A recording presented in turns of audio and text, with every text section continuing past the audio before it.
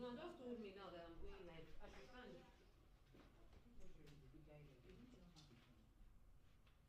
just told me now that I want to stand up. Just told me now that you are live. Yeah. And before I see you shout. Is she standing where it's supposed to be? Just to the right a bit. Right a bit. To the right, yes. A little more, a little more, a little more. A little more, La. You are not looking at that. Look at this pen. Check, is she okay? Don't touch anything, no.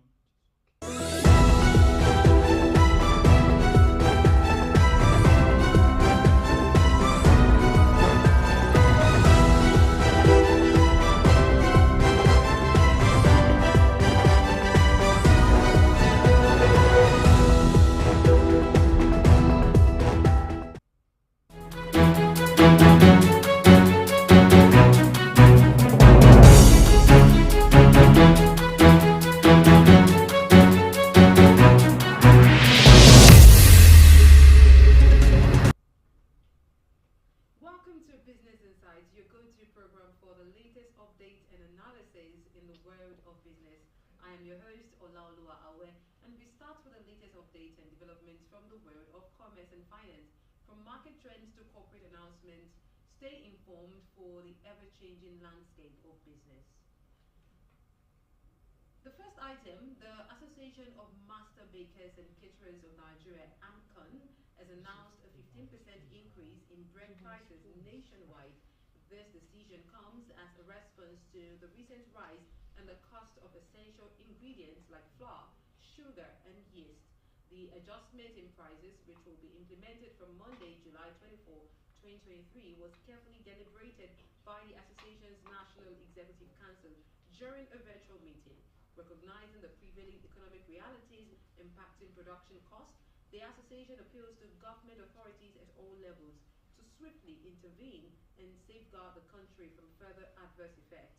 While these are challenging times for bread lovers, AMCON remains committed to providing the nation with a daily staple, albeit at a slightly adjusted price, in order to sustain the quality and viability of the baking industry. Away from that, the president of the Institute of Chartered Accountants of Nigeria, ICANN, Dr. Innocent Okosa, emphasized the need for Nigerian accountants to evolve and adapt to global trends in order to maintain their relevance. During an interactive session with journalists in Lagos, Okosa stated that his tenure as ICANN president would focus on implementing reforms within the organization. These reforms would include enhancing membership engagement and familiarizing Nigerian chartered accountants with digital accountancy, a rapidly growing field worldwide. Okosa highlighted that the accounting profession has moved beyond mere profit maximization and has assumed a global dimension. If 60% of Ethiopian adults adopt mobile money by 2030, the country's GDP will see a $5.3 billion boost and over 700,000 people will be lifted out of poverty. A recent study conducted by GSMA, a non-profit organization representing mobile network operators globally, arrived at these estimates to highlight the potential positive impact of mobile money on Ethiopia's GDP and poverty levels. The study predicts that the liberalization of Ethiopia's telecom market and the entry of Safaricom from Kenya will drive the uptake of mobile money services in the coming years. The study also emphasized the importance of enabling government policies, access points, and agent networks to encourage high adoption levels in Ethiopia. However, the current adoption rate is Ethiopia is relatively low, with only 5% of the population having a mobile money account compared to neighboring countries like Tanzania, 45%, and Kenya, 70%. The success of mobile money adoption in Ethiopia will depend on factors such as ability of mobile money providers to offer relevant services, the evolution of regulations, and the penetration of rural areas with customized use cases. U.S. stocks in recent times have experienced some excitement after Russian President Vladimir Putin mentioned progress in negotiations with Ukraine. This response underscores the close attention investors are paying to the Russia-Ukraine situation, which impact is reflecting in the commodity markets and raised concerns about inflation. The potential for a resolution in the Russia-Ukraine conflict would bring about stability, leading to increased investor confidence. This, in turn, will stimulate economic growth in the market. Also, the surge in uranium prices and the potential for sanctions on Russian supplier could create opportunities for investors in the energy sector, particularly in the nuclear power industry. Despite this event, economists still anticipate the Federal Reserve to proceed with an interest rate hike, citing robust economic growth, job creation, and high inflation. Now, Walt Disney is reportedly considering selling or forming a joint venture for its India digital and television business.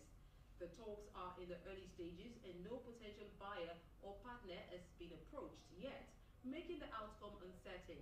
Internal discussions have begun at Disney headquarters in the United States to evaluate the best course of action. These developments coincide with the growing competition from Reliance Industries' streaming platform JioCinema, which has gained traction by offering free access to the Indian Premier League cricket tournament, a property previously owned by Disney. Disney's shares closed up 1.6% following the news. And that's the end of the news stories. Now we'll move over to market trends. The Nigerian Stock Exchange, NGX, on Friday, July 12, 2023, witnessed an all-share index of 64,046.93. This is rather the information gathered from the NGX for Wednesday's trading. A total of 1.1 billion shares traded in 13.878 transactions with a total value of approximately 12.6 billion naira. The overall market capitalization of the Nigerian Stock Exchange currently stands at around 34.9 trillion naira. During the trading session, a total of 112 different stocks were involved, out of which 12 stocks gained value, while 63 stocks experienced a decrease in value.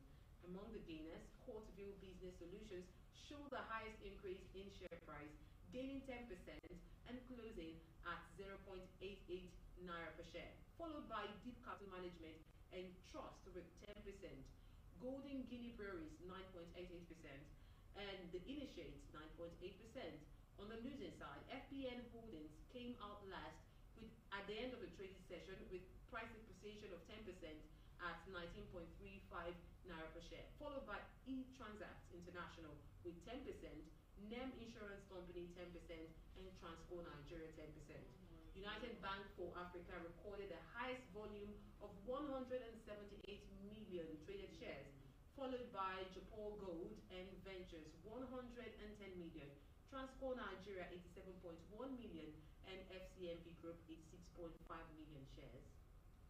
In Africa, at the conclusion of the trade in Nairobi Stock Exchange KSE, the move to Kenya saw an all-share index of 114.47 shares with a trading volume of 13.4 million shares across the 1,129 transactions. This resulted in a market value of 331 million Kenyan shillings and a market capitalization of 1.79 trillion Kenyan shillings. Similarly, on the Botswana Stock Exchange BSE, the session ended with an all-share index of 8,073.94. The trading activity involved 51,924 shares in 13 deals, valued at 59,311.48 Botswana pula, marking a significant 28% decrease in share trade volume. The total market capitalization stood at 393.6 billion pula. Now, moving away from Africa to the U.S. Stock Exchange, Dow Jones, that is 30 Industrial Index, also known as DJIA, is a measurement that tells us how a specific group of 30 big companies' stock prices are performing. It is represented by a number which currently stands at 34,386.42, indicating an increased share index of 150.93 compared to the previous day, representing a 0.65% rise. This indicates a slight growth in the overall value of the Dow Jones. Now, let's talk about the Russell 2000 Index, which comprises 2,000 smaller publicly traded companies in the United States. On July 12, 2023, the Russell 2000 Index concluded at 1,951.9 points. It saw a boost of 24.10 points, corresponding to a 1.25% increase. This reveals a minor appreciation in the overall value of the Russell 2000 index. Now we move to the FTSE 100 index, which represents the top 100 companies in Great Britain. At the end of the trading session, it closed at 7,282.52 points. It went up by 129.90 points, which is a small increase of 1.78%. This means that the FTSE 100 index overall value has slightly improved. Now to DAX index, which represents the top 30 companies in Germany. On July 12, 2023, the DAX closed at 16,023 points. It went down by 222.82 points, but that is actually an increase of 1.41% in the overall value of the DAX index. This indicates that the DAX index is showing positive growth. Away from that, we take a look at the commodities market. Currently, the price of gold is $1,957.7 US per troy ounce, while silver is priced at $24.1 US per troy ounce. In the energy sector, Brent crude is being sold at $79.86 US per barrel. Now, shifting our focus to the agricultural commodities, cocoa is currently being traded at 3,497.71 British pounds per ton, and wheat is priced at $253.48 US per ton. And that concludes the news and the market trend. I am Olaoluwa. We're coming up next, a valuable analysis for your business endeavors. Stay tuned for the thought-provoking discussions and expert insights.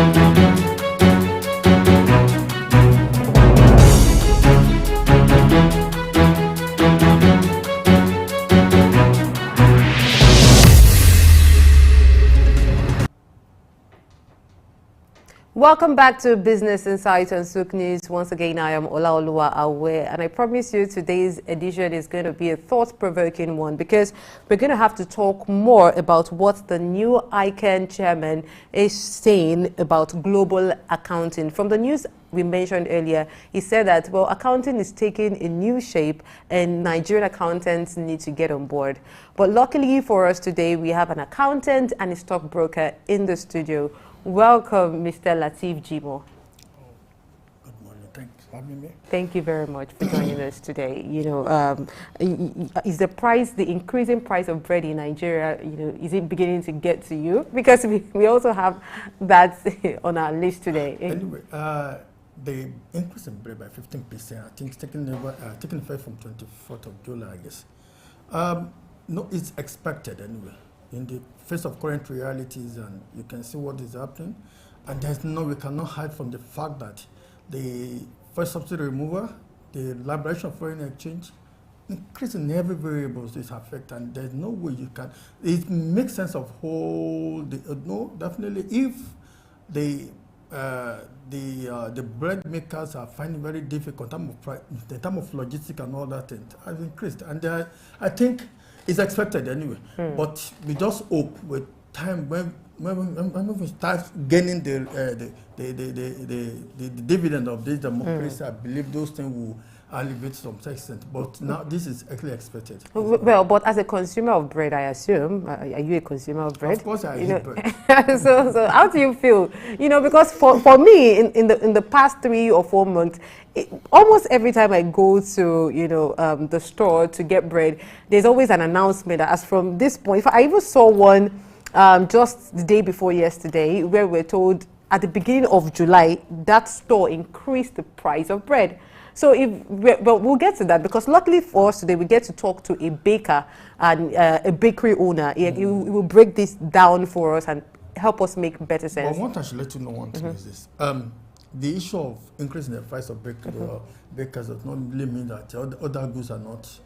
The life has been a bit unbearable to people in recent time. And I said, in the face of current reality, you cannot shy away from that, because it has effect on all the sectors, all the variables that make human life very existent. But one thing I should love to know, that we prayed that by the time we start having a positive growth in terms of the GDP, it will translate to the reduction in this price. But one thing I know very for sure, if price goes up in Nigeria, it doesn't come down. That's the problem I have. Because by the time we have a better result coming in, the price will still remain as this. They will not be adjusted to them. Now they are adjusted up. But because of the current reality, would it be adjusted down when we have a better environment in terms of prices? But it's a question that needs to be asked. Yes, interestingly, the promising talks between Russia and Ukraine in the ongoing war, as I mentioned earlier in the business news update, is beginning to give investors in the U.S. some sort of confidence, to invest. Even in Europe. And don't forget that, according to reports, one of the major reasons for the increasing price of wheat, which is a major crop used in making bread, is because of the Russian-Ukraine war. Russia is one of the main, exporters or producers of wheat. And Nigeria is a heavy importer. In fact, we buy from Russia, according to reports. So we hope that the direction talks are going on the Russia-Ukraine war, we hope that maybe something good will come out of it. Looking at the positive side, because of this talk that's been, definitely it's actually impacted a lot on the global prices and economics in terms of wheat supply and other supply that actually been imported from Russia and Ukraine.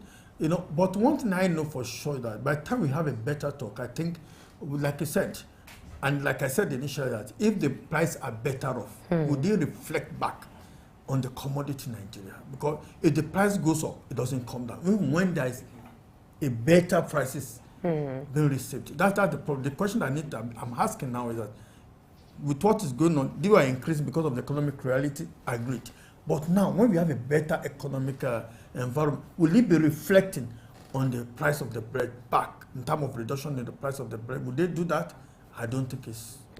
Well, let's move over to the market trend. Let's talk about the Nigerian Stock Exchange, witnessing an all-share index of 64,046.9, and it reflects a total of 1.1 billion shares traded in 13,878 transactions. And as I mentioned earlier, some companies gained in terms of stock value. We're talking about Courtville's Business Solution. We're talking about, we're talking about Deep Capital Management and Trust. But they were also, we're talking about the Golden Guinea Breweries.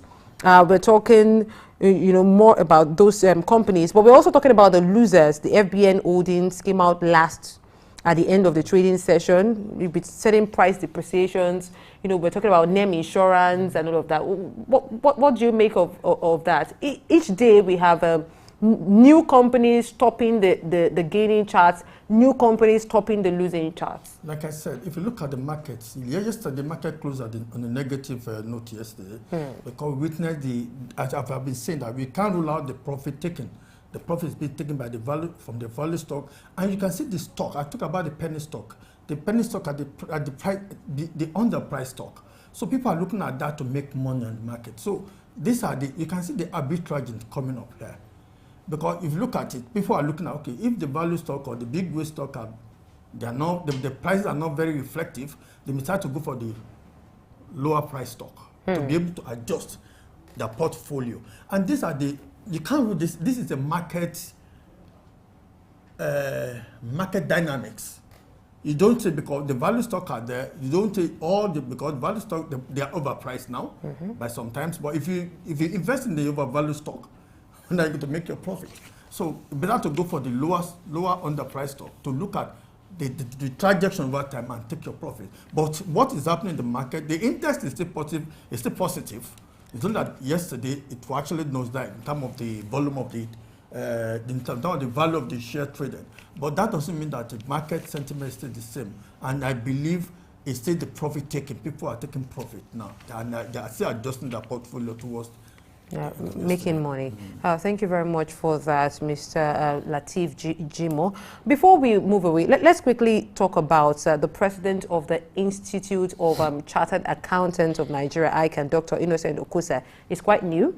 And he has emphasized the need for Nigerian accountants to evolve and adapt to global trends in order to maintain their relevance. One of the things he said he wants to do as the new president, ensure that he familiarizes Nigerian chartered accountants with digital accountancy. So as an accountant, how would you rate Nigerian accountants when it comes to digital accountancy? Have they been able to move away from papers and tables to the digital applications that help them to put things better? And there are also instruments, accounting instruments that help to present information better. Anyway, thank you very much. The Nigerian accountants are evolving, and we are moving towards it because there's no way you are a digital accountant, you will not embrace the new technology. And if you look at in the global general in total, you can see that the AI is taking over, the artificial intelligence is taking over everything. And you can't, where people, in fact, it makes work easier for you if you embrace technology. For instance, all the software that we have, enterprise solution and all those things, the way of making a seamless transaction, you can run this hundreds of transactions without even in less than 1 hour. So all these things have a way of making an account being effective in his job. Because one thing that you can never be an analog accountant and say you want to start writing. When there's a software that will just all you need to do, click, everything goes to where it's supposed to go. You can generate a report that way. So all these things, there's no way although we're still coming, we are not there yet. I'm an accountant too, but at least the youths are really moving on in terms of digital coding and all those things. And there's no way we can shout because you can't even decide to take a back seat. Because taking a back seat means that you may not even get a job because most of the companies are embracing it. You can see this hybrid work now. If you are not technically inclined, you cannot do hybrid work.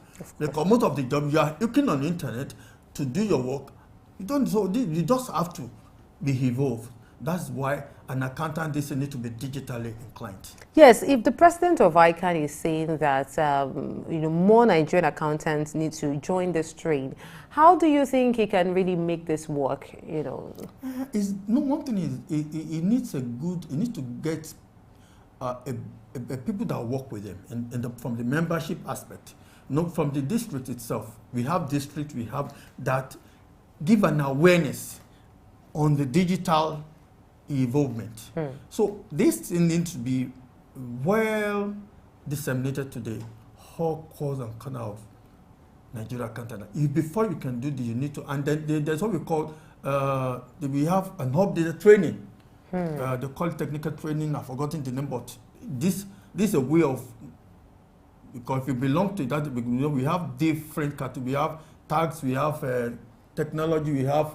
So everybody needs to belong to technological world. So all these things has a way of enhancing the productivity, because training and retraining helps you to get into the mainstream of digital accounting.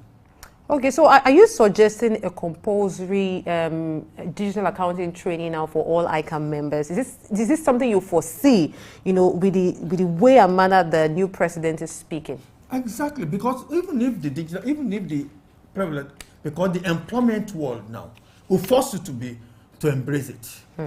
Because one of the things they need, nobody wants a digital, an analog accountant come and be an accountant in this company. So you really need, because the most of the company are going to work with are already embracing the technology. So who are you to take the bus?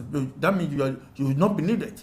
So for you need to develop yourself towards achieving that particular goal, so that you can be among the top-rated accountants that we're talking about. But before we move away from this, digital accountancy or not, let's quickly talk about some of the challenges accountants are facing in Nigeria. And but before we do that, let's talk about their contributions now to the country's GDP, their contribution to economic development, and the group that we have in Nigeria.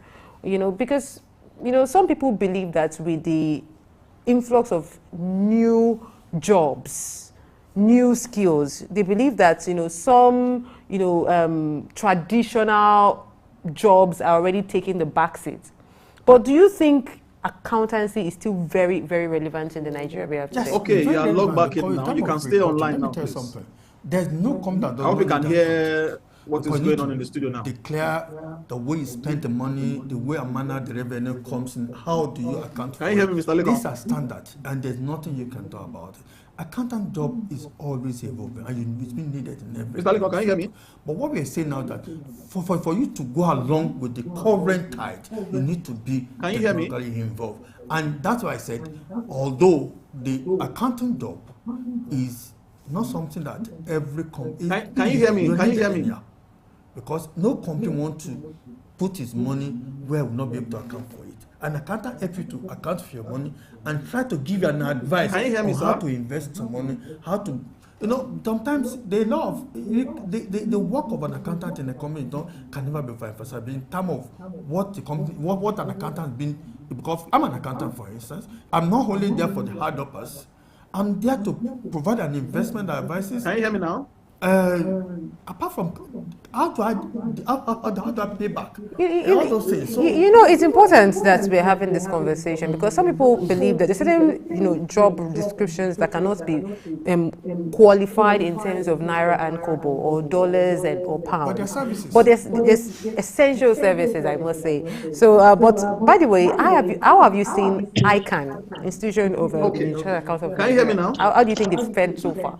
What have they been able to achieve for accountants? No, you can't quantify. Okay, can you hear what is going on in the studio too? You cannot quantify in terms of the quantity. Manageably. And this okay, lovely. But when you talk of how much, so you can stay online. I will inform her so that she can come to you. Through the advices of an accountant, through the guides of an accountant. In terms Thank you for holding on. To keep, what you need to reinvest, what you need to. No, I'm even talking about the contribution of ICAN as a body, yes, to the accountancy. Because they've been able to develop, they've been able to bring about a sane, intelligent accountant. Because this is where the training starts. Apart from when you go to your university, you start about where you are developed. There's been training and developing that training to make sure you fit into the system very well. Now, when you go to university, you can have your BSc in account. That doesn't mean that you are like, but ICAN will shape you. Wow. Make you realize that it's a continuous learning environment. Thank you very much. Thank you very much, Mr. Lateef Jimoh. But we now need to get to the baker and businessman we have, next. We need to talk to him to have a better understanding on how the increment in the price of bread is going to affect the bakers, because there are people in this line of work, and how they intend to manage the increase in price, of course, with their consumers, who are most likely also going to react to this. Let's go on a short break. We'll be right back. Can I?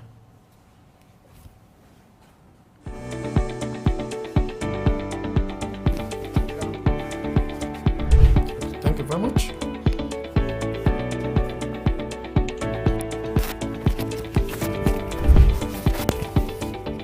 Mr. Legon is coming to you now. Okay. Hello. Hello. She can hear you. I'm here. Can you hear me? I can hear you, Mr. Lekon Awere. Thank you very much for joining us. I'm Ola Oluwawe. Can you see me? Oh. I'm breaking right now. Okay, so you will be able to see me. Yes. Can you hear me, I sir? can only hear your own voice. I can't hear our own voice. Ah. Oh, you can't hear her voice. I can't hear her voice. I can't hear what she said. I only know there's a lady talking somewhere, but I can't figure out what she's saying. But yours is very clear.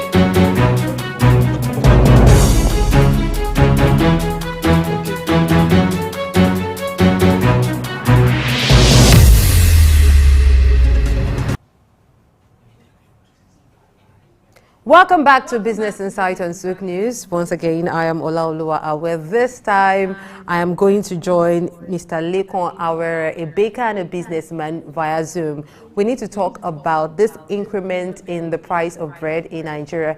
Good morning, Mr. Lekon Awere. Hello, good morning, Mr. Lekon Awere. Good morning. How are you doing? Thank you very much for joining us today. Can you hear me clearly? Hello, good morning. How are you doing? I'm fine, I'm fine. Can you hear me clearly, Mr. Awere? No, I'm not quite sure he can hear me there. I'm not quite sure, but we'll work on that. But some of the questions that... okay, I'm being told now that he's back online. Mr. Lekon, good morning. Can you hear me? Good morning. Good morning. Yes, good morning, I'm with you. Oh, thank you very much. That's perfect. Now, how has the recent price of baking items affected your business? Because one of the major reasons we were told, AMCON gave for the increase in the price of bread we're going to experience as from the 24th of July is because there's an increase in the cost of baking. So how has this really affected your business? Yeah, thank you very much. I can say that it has had a lot of bad effect because it's just like Yobas used to say that Ishe Lari Kosowo, you know, all these things have a gauge and we have our recipes and we can't reduce them, we can't reduce qualities. And we earn low profits from many of these things because of increment in the prices. Sugar is now very, very cost effective, very costly. You know, like almost 200% increment on sugars, flours, and other stuffs like that. So you know, I think that because of we have a regulatory body controlling this thing.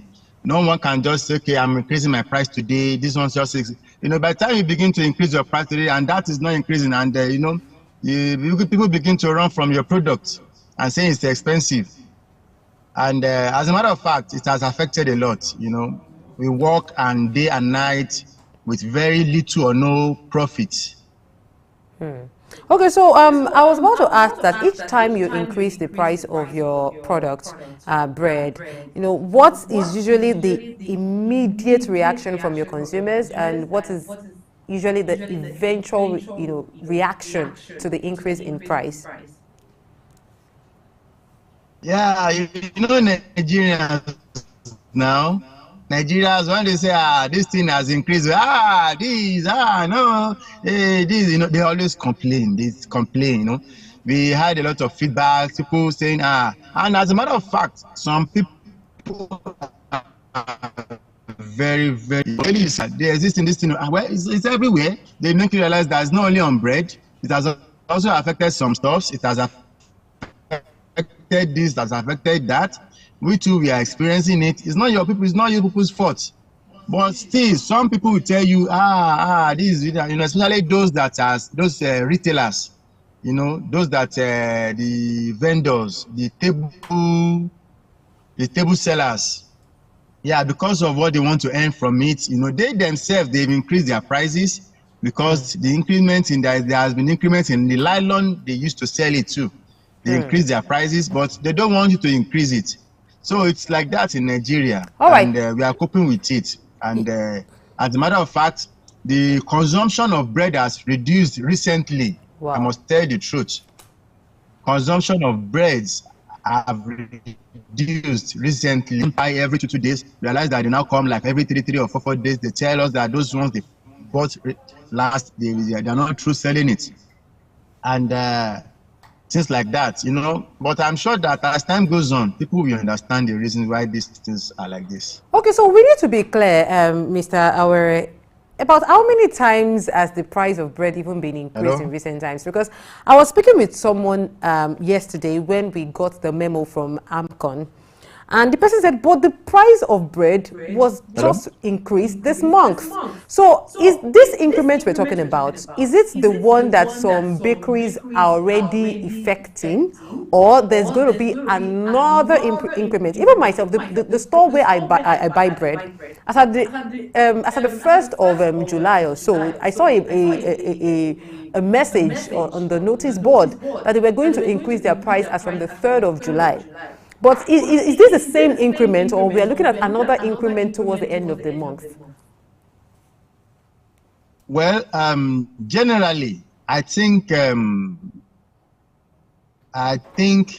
you know, everybody has the right to place prices.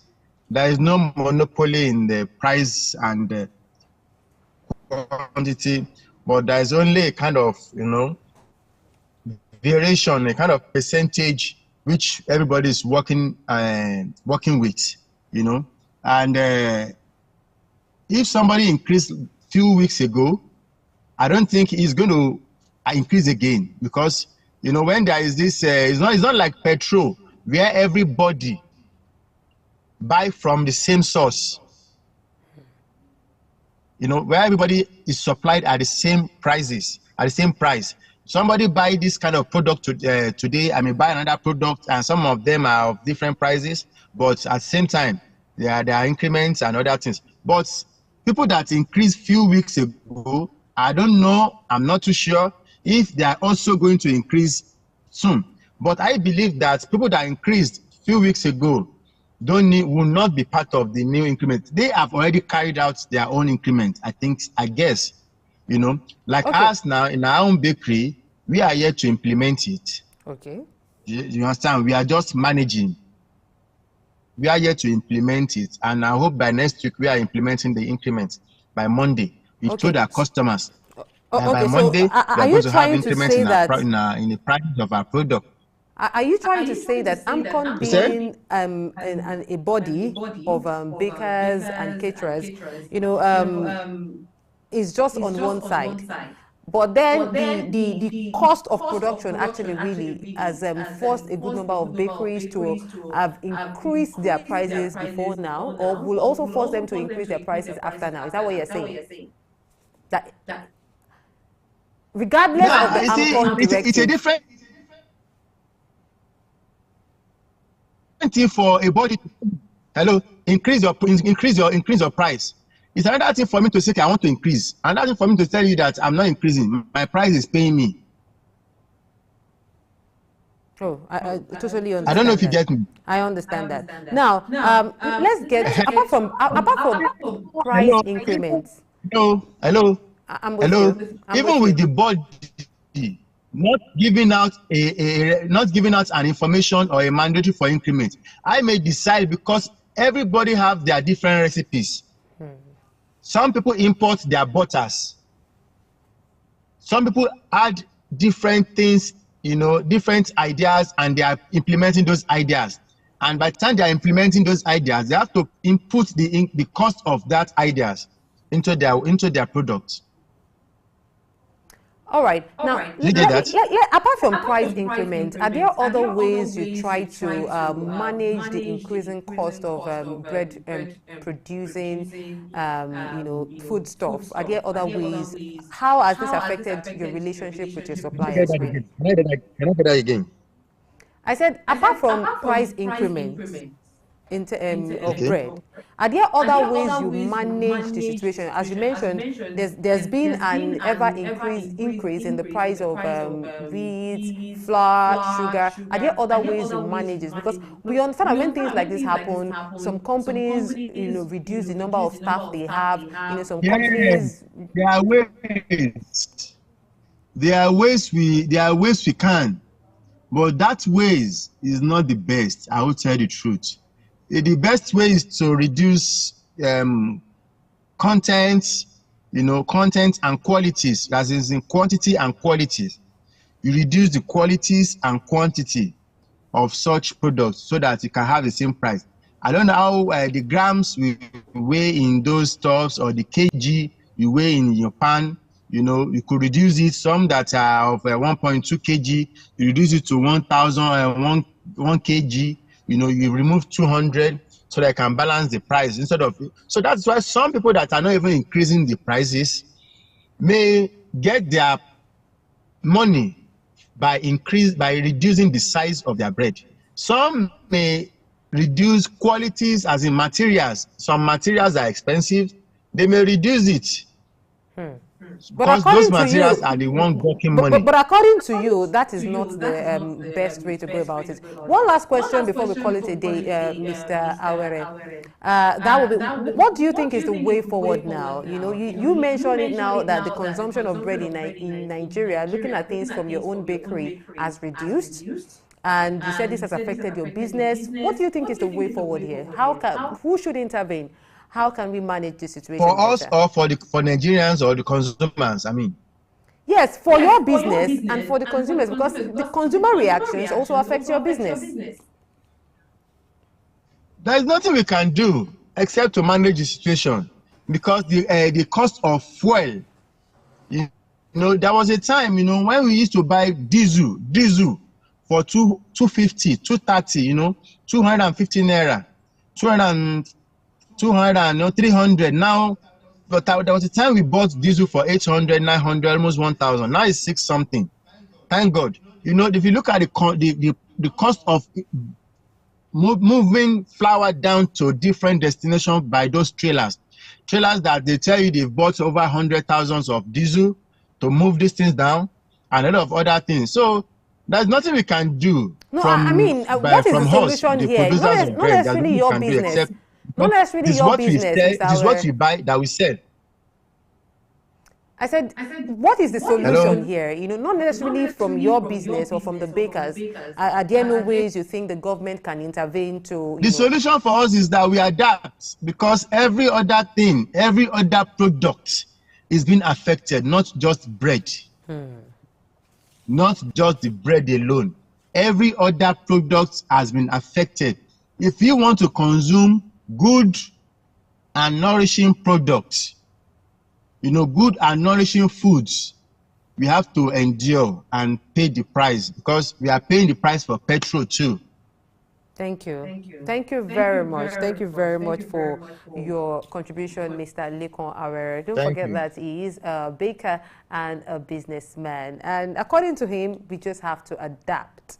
Some people will say that maybe if we grow locally some of these things that we need for the production of bread, maybe some of the international dynamics, the politics, and the activities happening on the global scene will not affect us so much. Maybe we grow more wheat and import less. Maybe we grow more sugar, sugar cane, and process our own sugar. Maybe that would reduce the way there's dynamics on the global scene affects our business. But that's all we can do today on Business Insight. Thank you very much for joining us. I am Olaoluwa Awe, as always. Hello. Don't forget, this program continues tomorrow, 10 o'clock to 11 o'clock on Soak News. Have a nice day.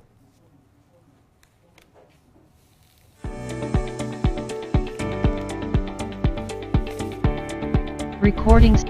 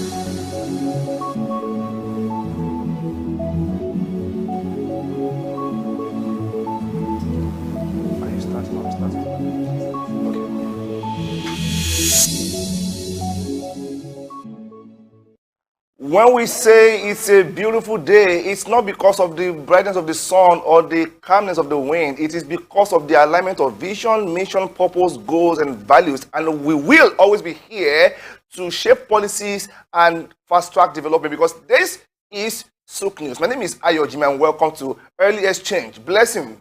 You're welcome on board. Thank you. Good morning, and thank you for joining us on Early Exchange. I do hope that's the morning starts and breaking, whether you're joining us from Tokyo, from London, from Dubai, anywhere around the world. We have you about the show this morning, where we provide you insight into trending issues as on politics, business. Okay, our table is full today as always, as we bring you issues from the world of business, development, and the economy. This is what we do, and we're broadcasting live from Broad Street, Lagos, Nigeria. This is the hub of all commercial activities in Lagos State. Okay, we are first and foremost a news channel before any other thing. So, news is the priority for us. We now go over to the newsroom where Olaoluwa, where the news lady is standing by to give us happenings all today. Ola, over to you.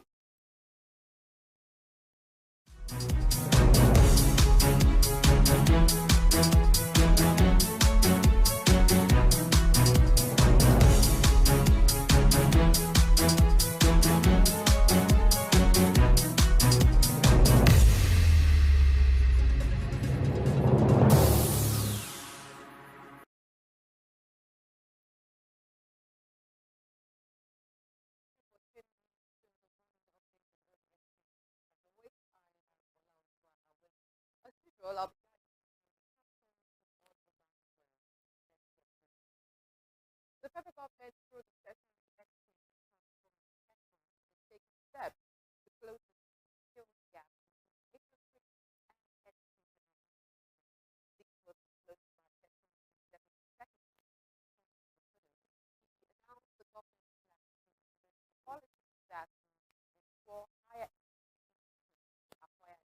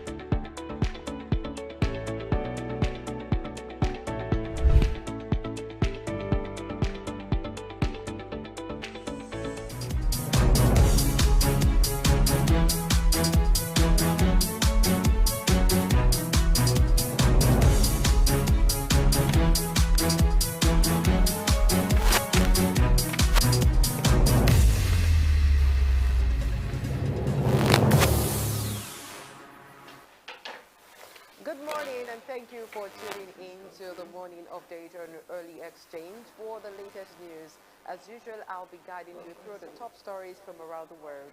I am Olaoluwa Awe. Let's get to it. The federal government, through the Tertiary Education Trust Fund, TED Fund, is taking steps to close the digital skills gap between industries and educational institutions. This was disclosed by TED Fund's Executive Secretary, Sonny Kanu.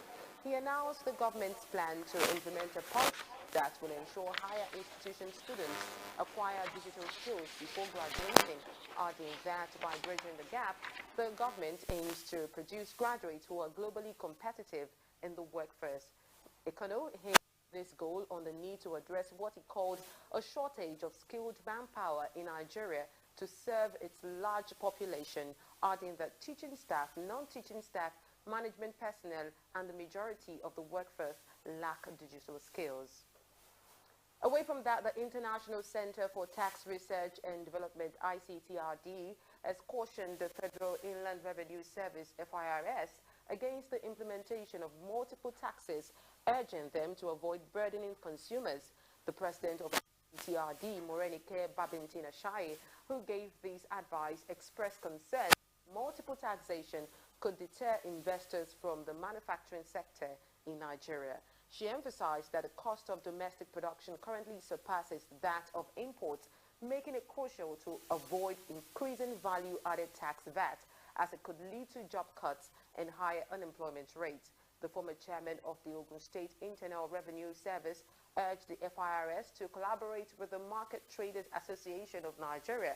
She proposed that the FIRS should monitor payments instead of requesting the association to add VAT, as the tax is already included in the purchase. Now the Federal Competition and Consumer Protection Commission, FCC, it is ready to delist from Google permanently any loan app that harasses customers. This decision was made known by the Chief Executive Officer of the FCCPC, Babatunde Irukera, who addressed several reports made by Nigerians about digital lenders. It is also the latest measure implemented by the federal government to save Nigerians from the negative impact of these digital lending platforms. Earlier this year, the FCCPC made it mandatory for loan apps to register with the Commission. Result, currently 180 applications have received either full or conditional approval to operate in the country.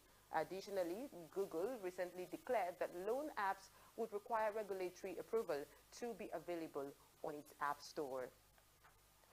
And now to a health-related story. The federal government has initiated the malaria modeling program with the aim of achieving zero malaria prevalence in Nigeria by year 2025.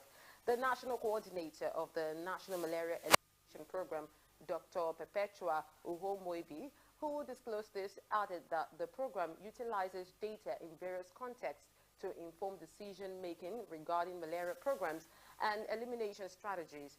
Dr. Uhomoibi says the country's malaria prevalence currently stands at 22% and that there have been improvements in the population's behavior in seeking care for the disease. According to him, malaria modeling involves analyzing different factors such as the epidemiological and entomological factors, vector behavior, socioeconomic factors, and urbanization. By employing models and analyzing available data, health experts can identify areas with the highest disease burden and the contributing factors. The national coordinator reaffirmed the federal government's commitment to eradicating malaria by 2025 using data-driven approaches for disease tracking and prevention. Nigeria, Iran has signed a $27 billion energy deal that aims to increase production and boost the country's capacity to produce energy with 4 oil, gas and renewable projects with French oil Total Energies. The Total Energies chairman and CEO Patrick Poy calls the deal historic, signing it with Iraqi oil minister Hayyan Abdel Ghani in Baghdad.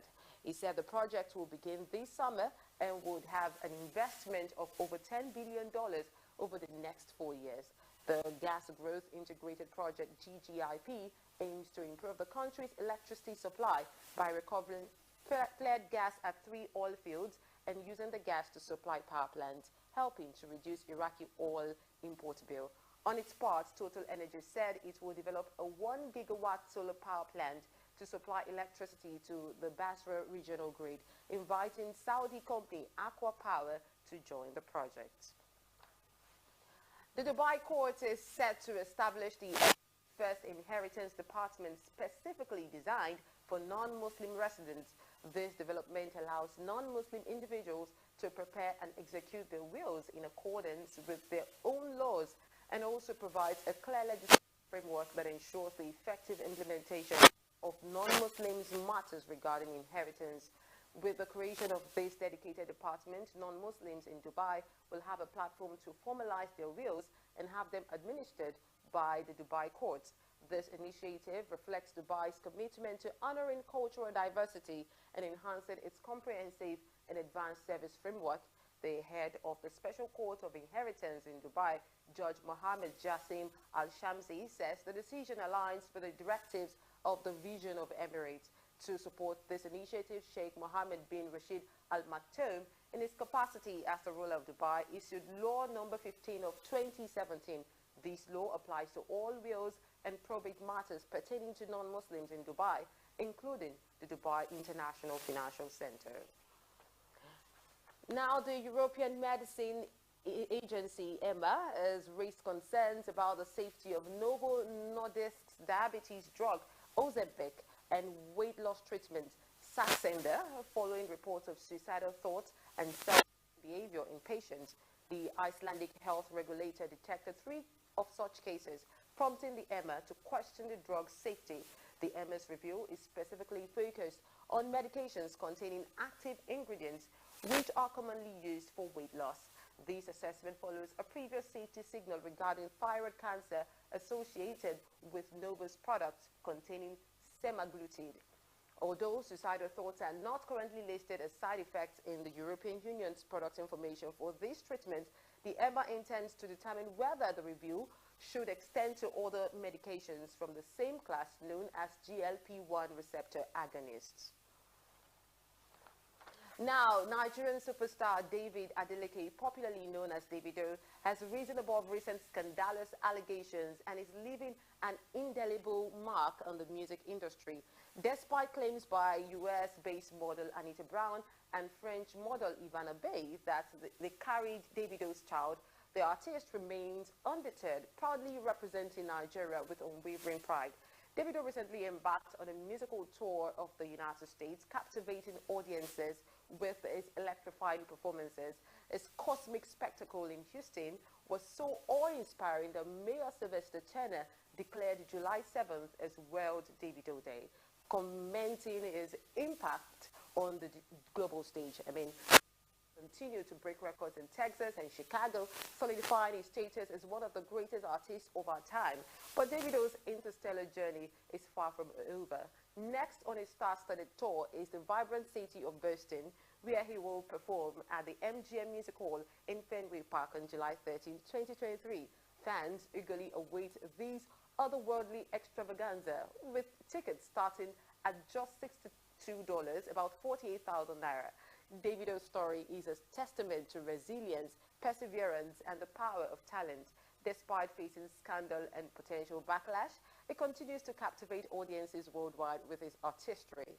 His journey serves as an inspiration, reminding us that success often comes to those who are determined, talented, and face obstacles with grace and confidence. And in sports, Nigeria has emerged victorious in the 2023 African Under-21 Nations Women's Volleyball Championship Zone 3 held in Niamey, in Niger Republic. The Nigerian team triumphed over Ghana with a convincing 3-0 victory in the finals, thereby securing the championship title. In their opening match of the tournament, Nigeria comfortably defeated their local rivals Ghana with the resounding 3-0 win. They continued their winning streak in their second match against the host nation, Niger, securing another 3-0 victory. Displaying dominance, the team then overcame Benin Republic with a dominant performance in their third match, winning 3-0 to secure a rematch against Ghana in the final. Following the championship win, coach Rakia Mohammed expressed gratitude to God for the team's success and added that The victory marks a significant achievement for Nigeria at the underage level in women's volleyball. And Wimbledon is pioneering the use of Vodafone 5G-powered Give Vision headsets on center courts. The headsets uses 5G connectivity to stream live footage from local TV cameras and enhance the visuals based on the individual's specific site profile, which brings the images closer to the eye. Previously, users of the headsets were limited to a designated accessibility area within 10 to 20 meters of a transmitter box. Headsets with 5G coverage spanning the entire court or stadium, visually impaired fans can now enjoy the matches alongside their friends and family from anywhere in the crowd. The headsets are adjustable to accommodate the specific needs of each wearer, allowing them to personalize their viewing experience. Users can modify settings such as zoom, brightness, and contrast to tailor the visuals according to their preferences. And with that, we wrap up today's news update. Thank you for watching. Tomorrow at the most recent news and stories of the business. Follow us on social media for more and stay tuned to Early Exchange. I am Ola Oluwawe. Thank you for watching.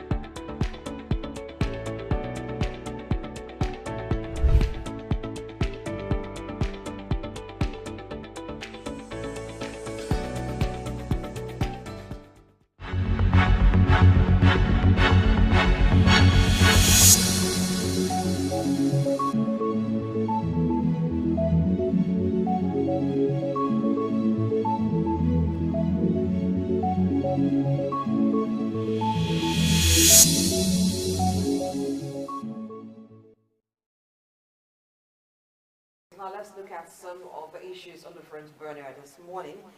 Here, the federal government, through the Tertiary Education Trust Fund, TET Fund, is taking steps to close the digital skills gap between industries and educational institutions. Now, by ensuring that students in our higher institutions are learning acquire digital skills before graduating. Yes. There is always this talk of what the industry demands as against what the classroom teaches. Of course, some will disagree with me that, yes, everybody that is called a graduate must have digital skills. But the fact is that there is virtually no field of human endeavor where digital skills are not required, at least to an extent. Of course, I don't want to believe this is speaking to very detailed digital skills.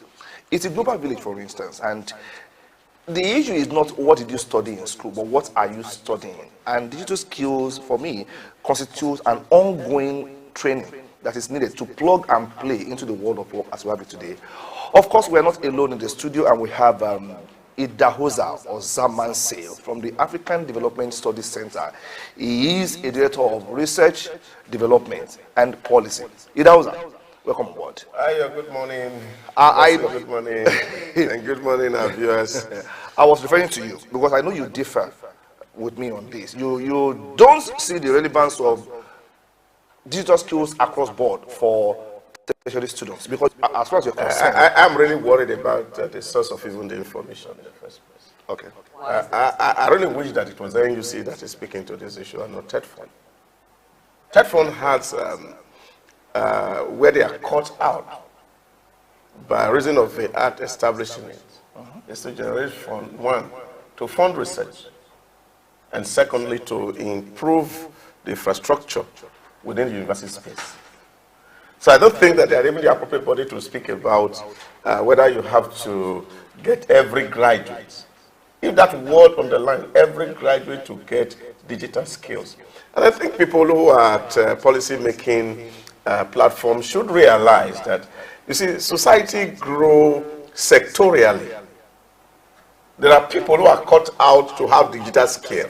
And what we should be emphasizing is that the computer-related and ICT departments in our universities should be able to produce graduates that when they are out of school, they can work in digital environments.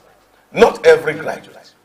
But I beg to differ in that, because I think, for me, I think this is even belated, because it should have even started from the primary level, where every child who is going to school or who is in school should have digital skill as part of their curriculum, and they should acquire that. Now, can you just define what a digital skill is? Okay, that is where...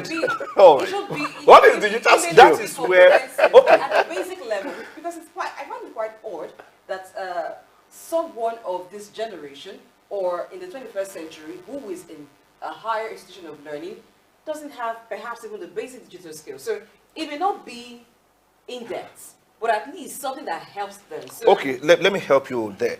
You were asking us to define what is digital skills. Yeah. I wouldn't want to give a textbook definition. Okay. But I think today it is more of a language that is spoken and understood across board.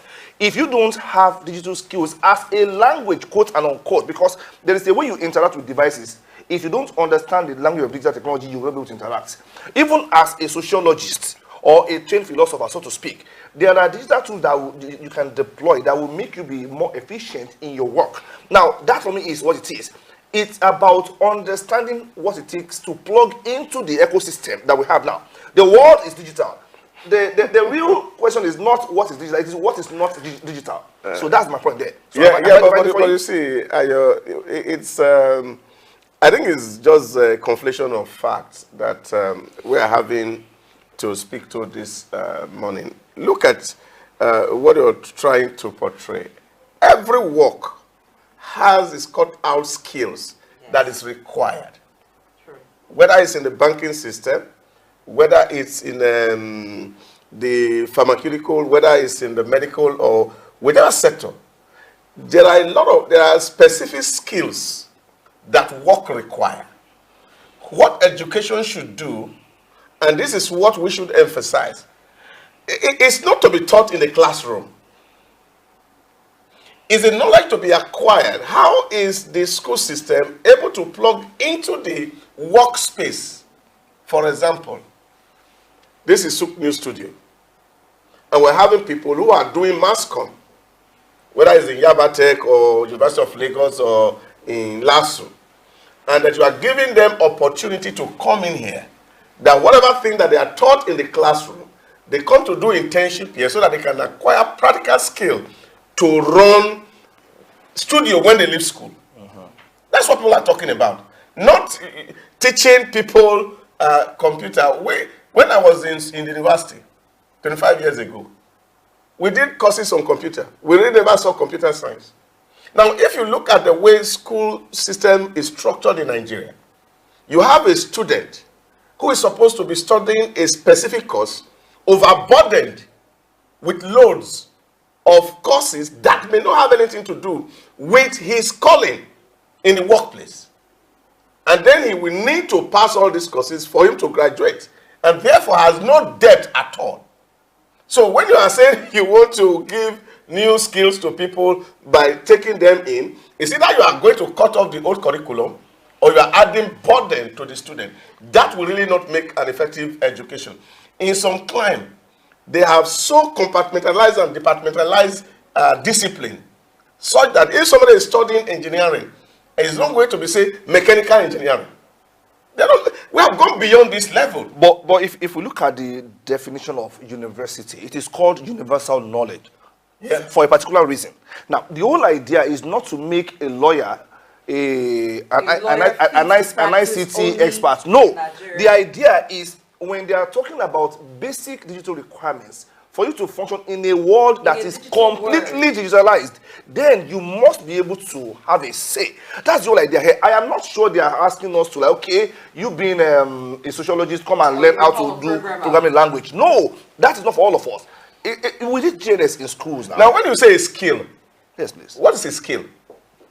You see, every time you do training, it's either you have a skill, or you acquire a knowledge, or change of attitude. Now here, what is specific is digital skill. In other words, ability to use things. It's not just a peripheral knowledge. That's not what is. If this language is correct, as it's used in the news. What I'm saying is that people should be allowed to specialize. They are specialized. You see, what I mean is that, yes, the whole world is digital. People are creating robots. Now, you also find that in society where people are creating robots that we are digitalizing, that does not write off the place of counselors, for example. Of course not. It doesn't write off the place of social workers, for example. Now, if you're training people, we should train people specific on the job they want to do. And if you have to do anything extra, is expose these people to hands-on experience in the workplace, rather than add burden to their curriculum. That's my point. And I think that we should really be specializing. Maybe for you, it's about the ratio of the digital workload you will have to do. Yeah. It will be more. The curriculum would be necessary so that, like you said, they are not burdened. So there's a balance, and they can actually focus on everything that they need to do. But I think that it will help them even when they get to the workplace, instead of just starting from the scratch. And it could be a disadvantage to them if they don't have a knowledge of certain digital skills, or they can't use certain packages. Yeah, but the issue here is simple.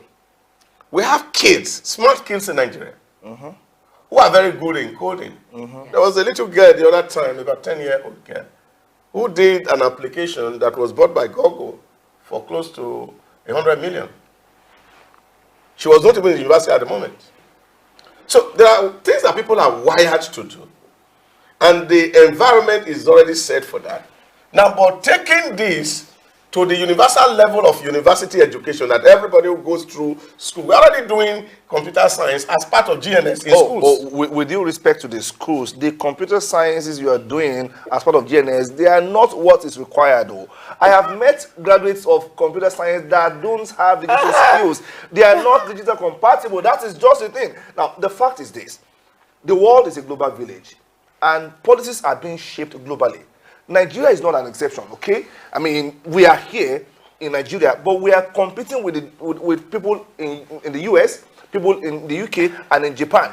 Your competitors are not just against door neighbors any longer. Now, if skills in this particular field of digital empowerment, if they are the currency of playing globally, then woe betides that person who does not plug into it. Ayo, let's stop self-deception.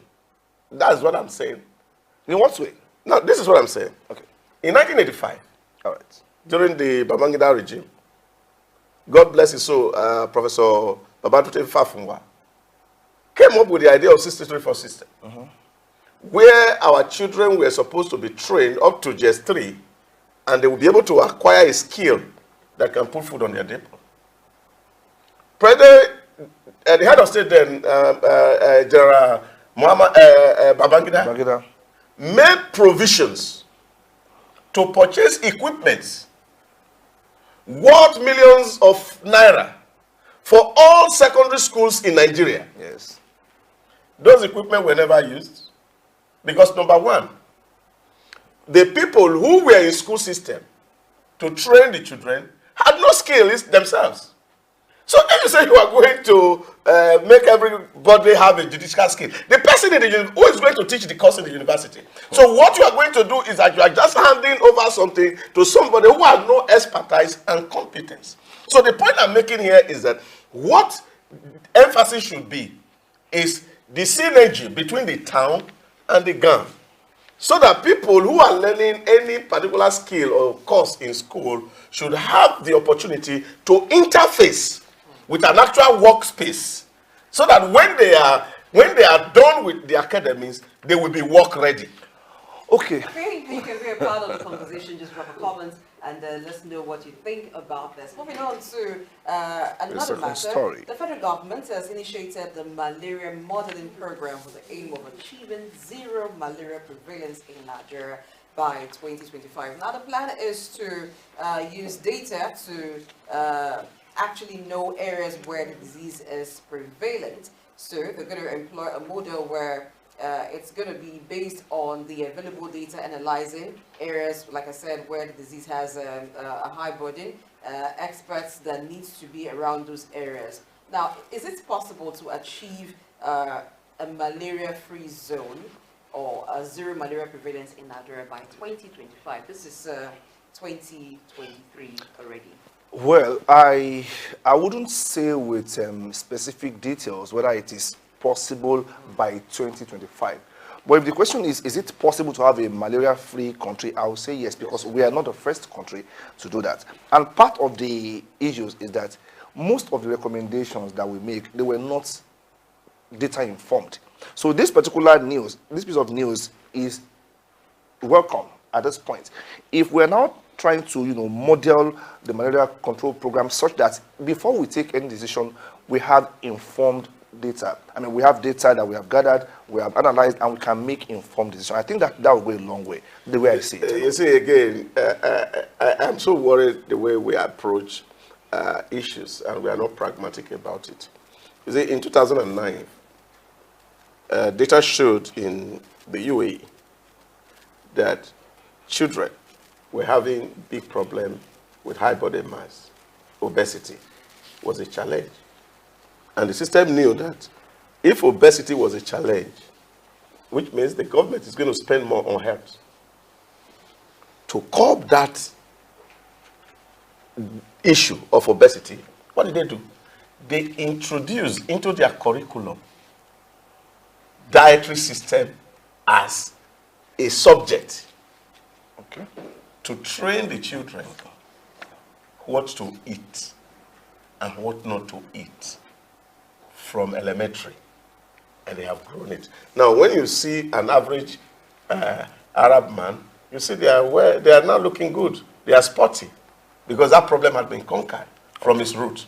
You can't be using data. What data do you need? Nigeria, what is giving is the filthy environment that is breeding mosquito that is causing malaria. We know that. So how are we going to clean up the system before 2025? That's what we're going to be looking at. It's just 2 years away from now. Souk News went to Obalede that day to talk about the malaria headquarters. That was or mosquito headquarters. On the World Malaria Day. Obalede is the center city of Lagos. What are we doing to clean the environment? This is what is important. Cleanliness, they say, is next to godliness. We don't need any data. What we need is to see how are mosquito bred, because we already know that mosquito is a factor in malaria. But only data can speak to that, also with specificity. Well, I don't What? think... What data do we need? I agree with Dr. Dosa. I don't think it actually requires data per se. What data because do we you can need? see, Trust. you know the know environment, it. how filthy that some areas can be. And even when the government introduced the distribution of nets, what were those that collected the nets? You find that in one house, some persons collect several nets, and you find some of these nets back in the markets. But basically, even if you have nets given to people, if there is poor sanitation, look at the drains. You only use net know. when you are sleeping. Wait. You don't use net when you are Look at awake. the drains. And when you are awake and you are walking, So- the mosquito is biting you under your leg. How will they stop that? Okay, for me, It's to eliminate mosquito. I know. I buy into the idea of pragmatism. Malaria is a physical combat, so to speak. I mean, you know the vectors and you know where they stay. Combat it. But there are still decisions that cannot be made without proper data information. Now, you said you give 7 nets to people and you find them in the market. How? I didn't say I 7 don't know. nets. I'm You just find saying. that in the Okay. distribution of Okay. nets, it How doesn't how get did you to- find that? How did you discover that? I have been on a field where nets were distributed, and then you find that some persons take so much more, and some others do not. Let the 220 million Nigeria have net. It will not stop mosquito from flying. All right. And of course, you can only use net when you are sleeping. All right. When you are awake, you can't use net. That's the point. So let's fight mosquito. Okay. I think at this point that we have to take a break now because we have actually spent more time than allotted to this segment. The program is still early exchange on Souk News, and we are taking a break now. When we come back, we go into details of what we have today. Thank you for staying tuned.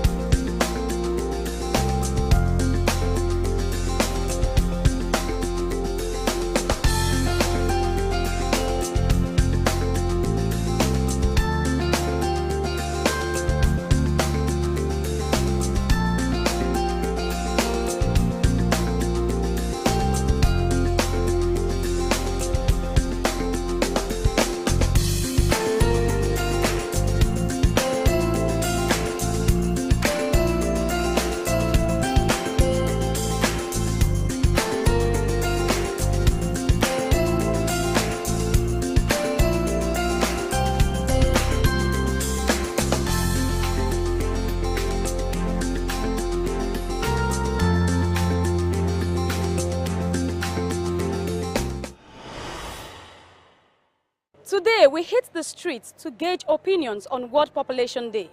With the global population continuing to rise, July 11 aims to raise awareness about the implications of population growth on various aspects of society, including health, education, environment, and also socio-economic development. It also emphasizes the need for individuals to have access to necessary services and the knowledge to make informed decisions about their lives. By public opinion, we explore the various perspectives on the challenges it presents and the potential solution. Let's find out what people have to say about managing population growth and creating a sustainable future. July 11th every year is the World Population Day. A day set aside for raising awareness about the challenges and opportunities presented by the ever-increasing global population. With the world's population currently standing at a staggering 8 billion and counting, these annual events serve as a timely reminder of the importance of addressing population issues through various initiatives. Key areas of focus include reproductive health, education, sustainable development, responsible consumption, gender equality, and inclusivity. In Nigeria, a country with a population of approximately 222 million, the significance of creating a balanced and prosperous future becomes evident. A cross-section of respondents in Lagos shed light on some of the challenges faced. So concerning the population in Nigeria, presently we have the volume of population is high and it's really affecting in the area of unemployment. If the government can really help the youth in seeking job, it can really help the high population. Then also if they can, we need like social amenities in the environment. If they can do that, that really helps too. Especially in Lagos, everybody is running from the village to come to Lagos. Then Lagos is now being overpopulated. I think things like that should also be put into consideration. They should not just look at investing only in Lagos State or only in the cities. They should also see how much you can do to also improve the life of those people down there in the village so that everybody will not want to run to the city just because they want to survive. They are too much. People are too much because when I was coming this morning, the people on the road, like, they are just squeezing me and pushing me, and that was not comfortable. And people are increasing in Lagos every day by day. Looking at the population around the world and even the area we are living, no, it's not okay. We need more houses, good roads. Like, for instance, we are coming from our school all the way from Ijebu-Ode to come and collect a letter here. Coming on the road, it was very stressful. Even people pushing the agberos, if you are not careful, they will take your bag and luggages from you. So let's say maybe there is not enough facilities on ground for the citizen and the people living around. That should be the lack of resources, inavailability of resources to the ratio of the population of the world. When the resources are few and cannot reach the given population, it causes competition, lack and poverty. Lack of resources, lack of employment, lack of food causes the population to be in inefficiency. They won't be able to work very well.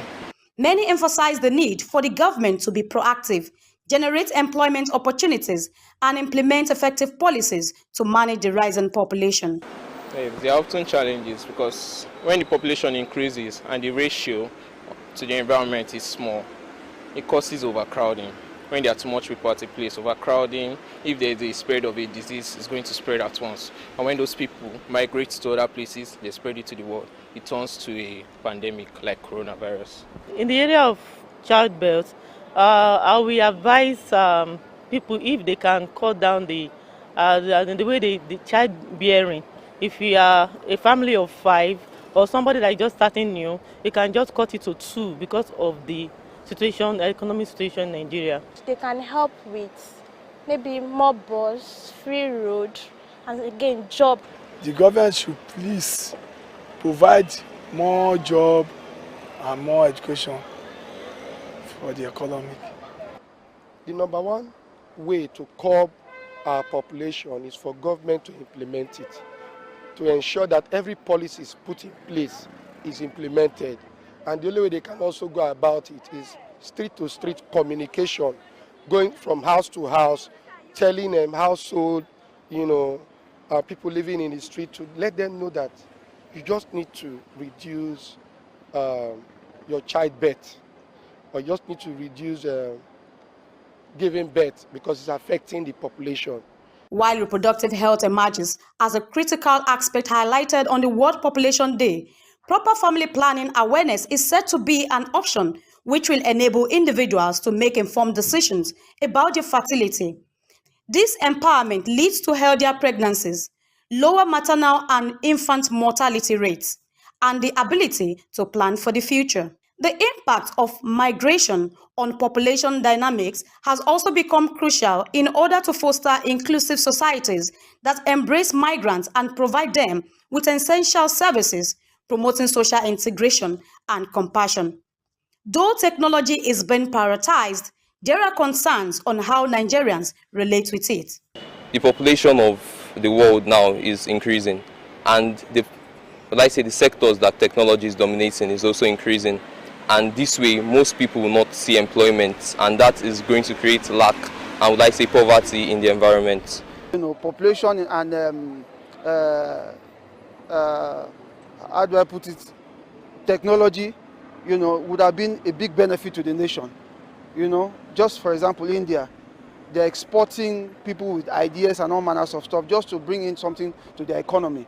Nigeria has the population. Nigeria has youths who are very intelligent. As much as people are saying our youths are doing this or doing that, it's not all of them that are into some of those things. There are some that are extremely intelligent, academically. Some of them are extremely intelligent. So if Nigeria will do the right thing, or the government will do the right thing, there is a possibility that our youth can take us out of where we are to where we are supposed to be.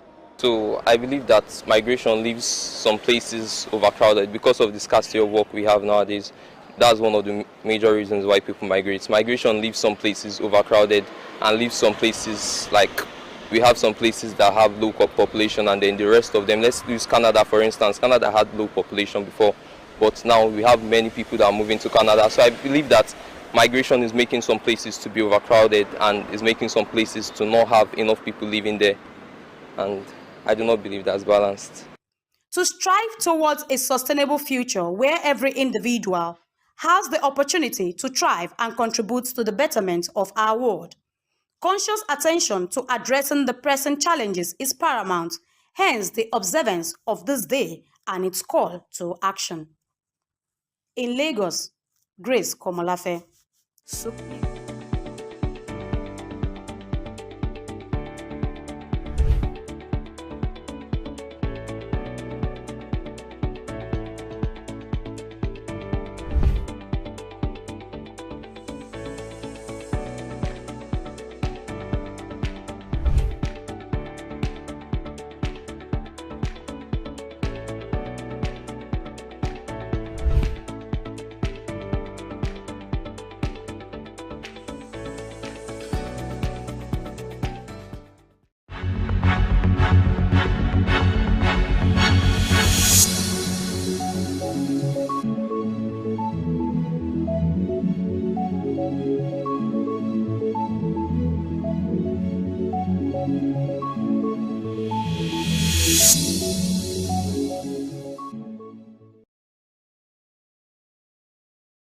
Population Day, and the United Nations has set as its theme, unleashing the power of gender equality, uplifting the voices of women and girls to unlock our world's infinite possibilities. Now, the aim of this day is to raise awareness on global population issues and their impact on our lives.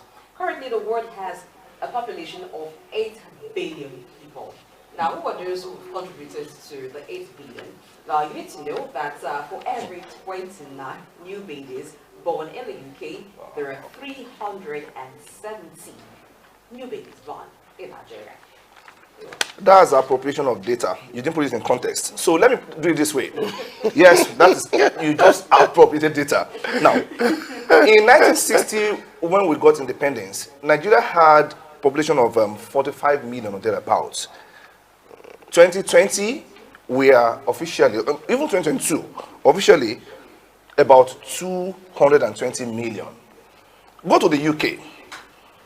In 1960, they had a population of about 52 million people. And by 2022, UK still had a population of 67 million people. Now, that is statistics, right? What she was trying to say there is that between 1960 and 2022, for every 29 new babies born in Nigeria, in the UK, Nigerians gave birth to 370 new babies. It tells that what is our problem? Well, I think Nigerian men, what is our problem? Why are we this productive? You see, I think there are cultural issues. When you don't understand history, you likely not be able to know the rationale why some people do a lot of things. You know, as we were growing, and because we are an agrarian community, it was incumbent on families to have so many children so that they can have more hands in the farm.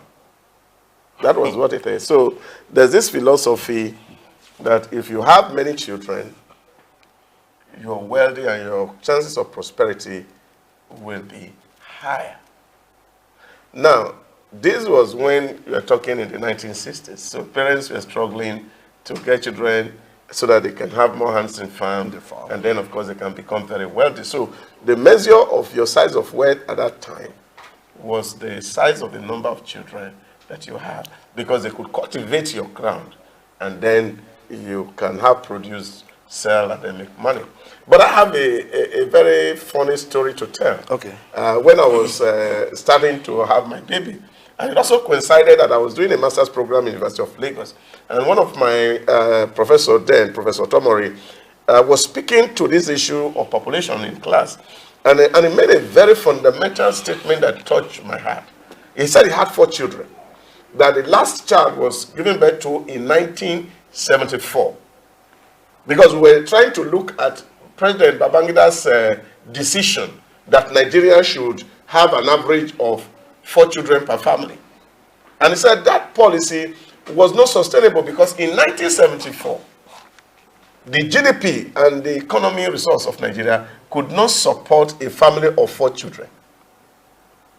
So I told myself, if 1974, 4 was not possible, I think I better stop at the 2 I had.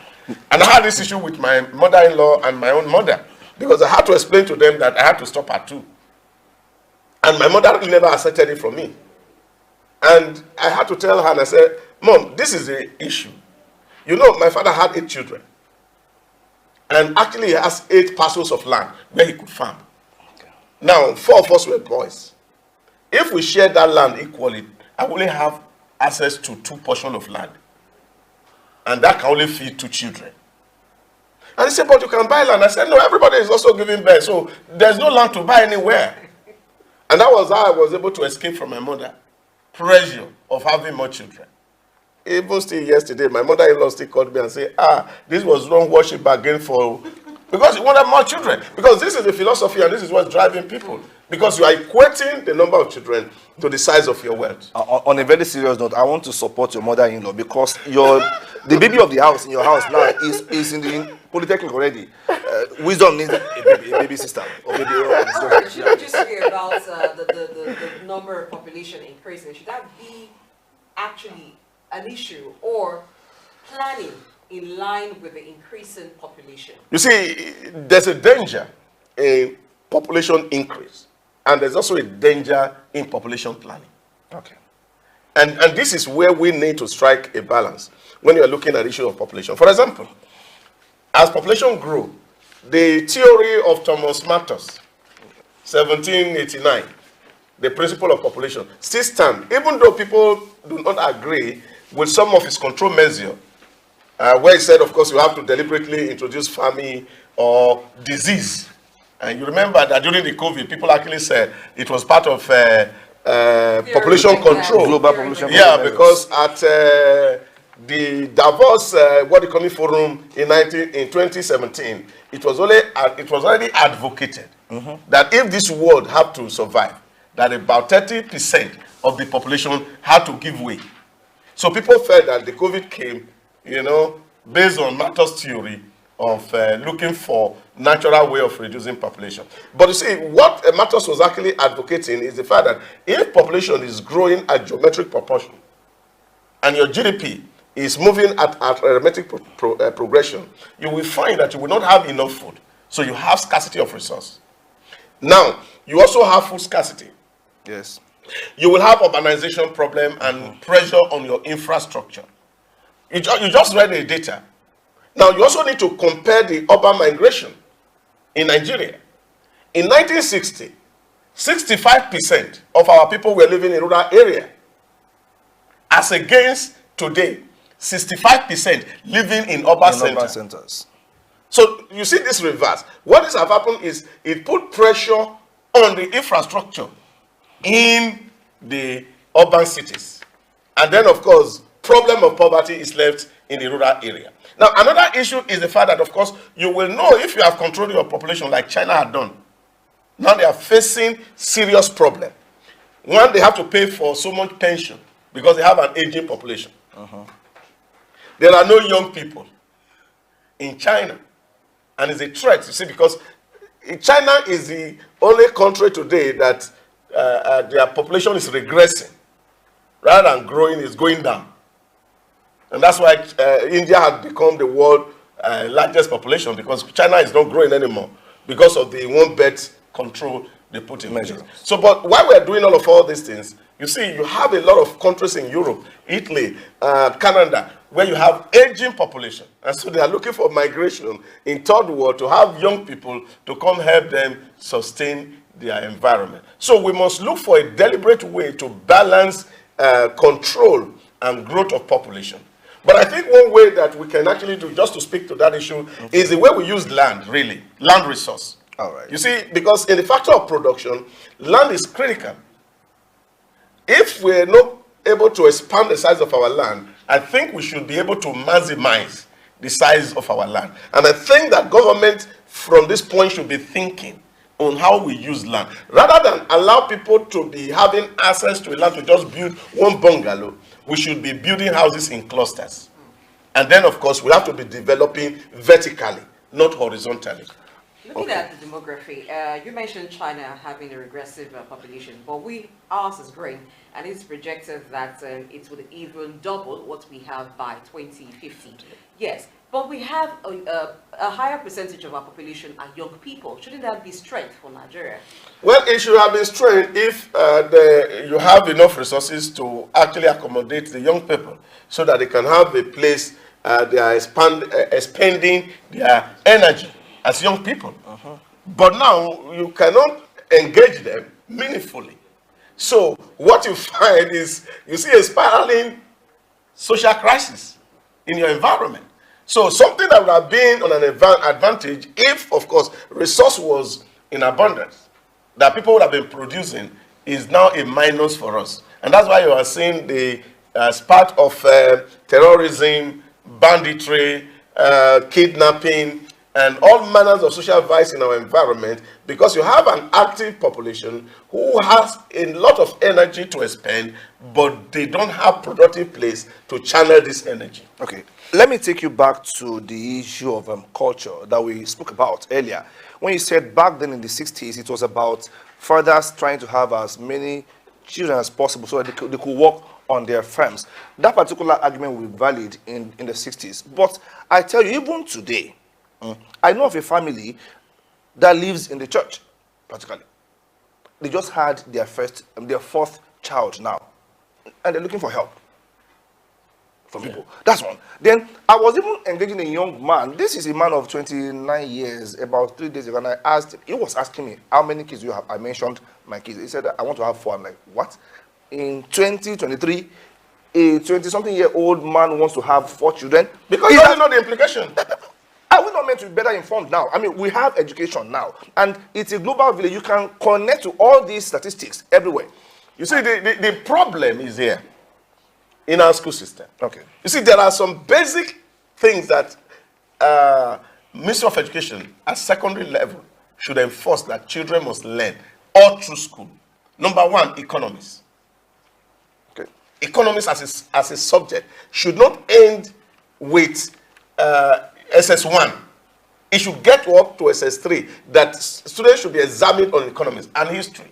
I think it does. You see, economics. Yeah, but you see, you study it up to SS3. I don't think that happens anymore. SS3? Yes. Yes. At SS1, you can rewrite basic economics, but by the time you are moving to SS2, you are now specializing and choosing discipline, subject that you want to register for in a month. Because I have children, both of my children, they did sciences, and they don't have any single idea about economics. And because you have a lot of people who are pushing children to do sciences, and they don't have this,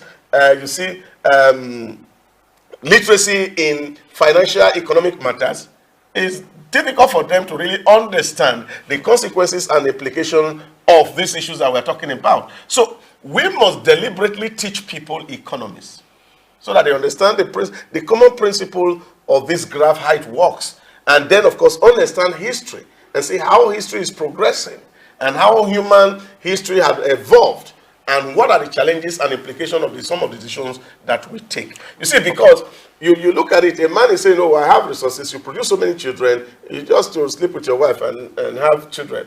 But it's more than having children, it's also to be able to provide for these children. And this is why you see government is having so much burden in their hands.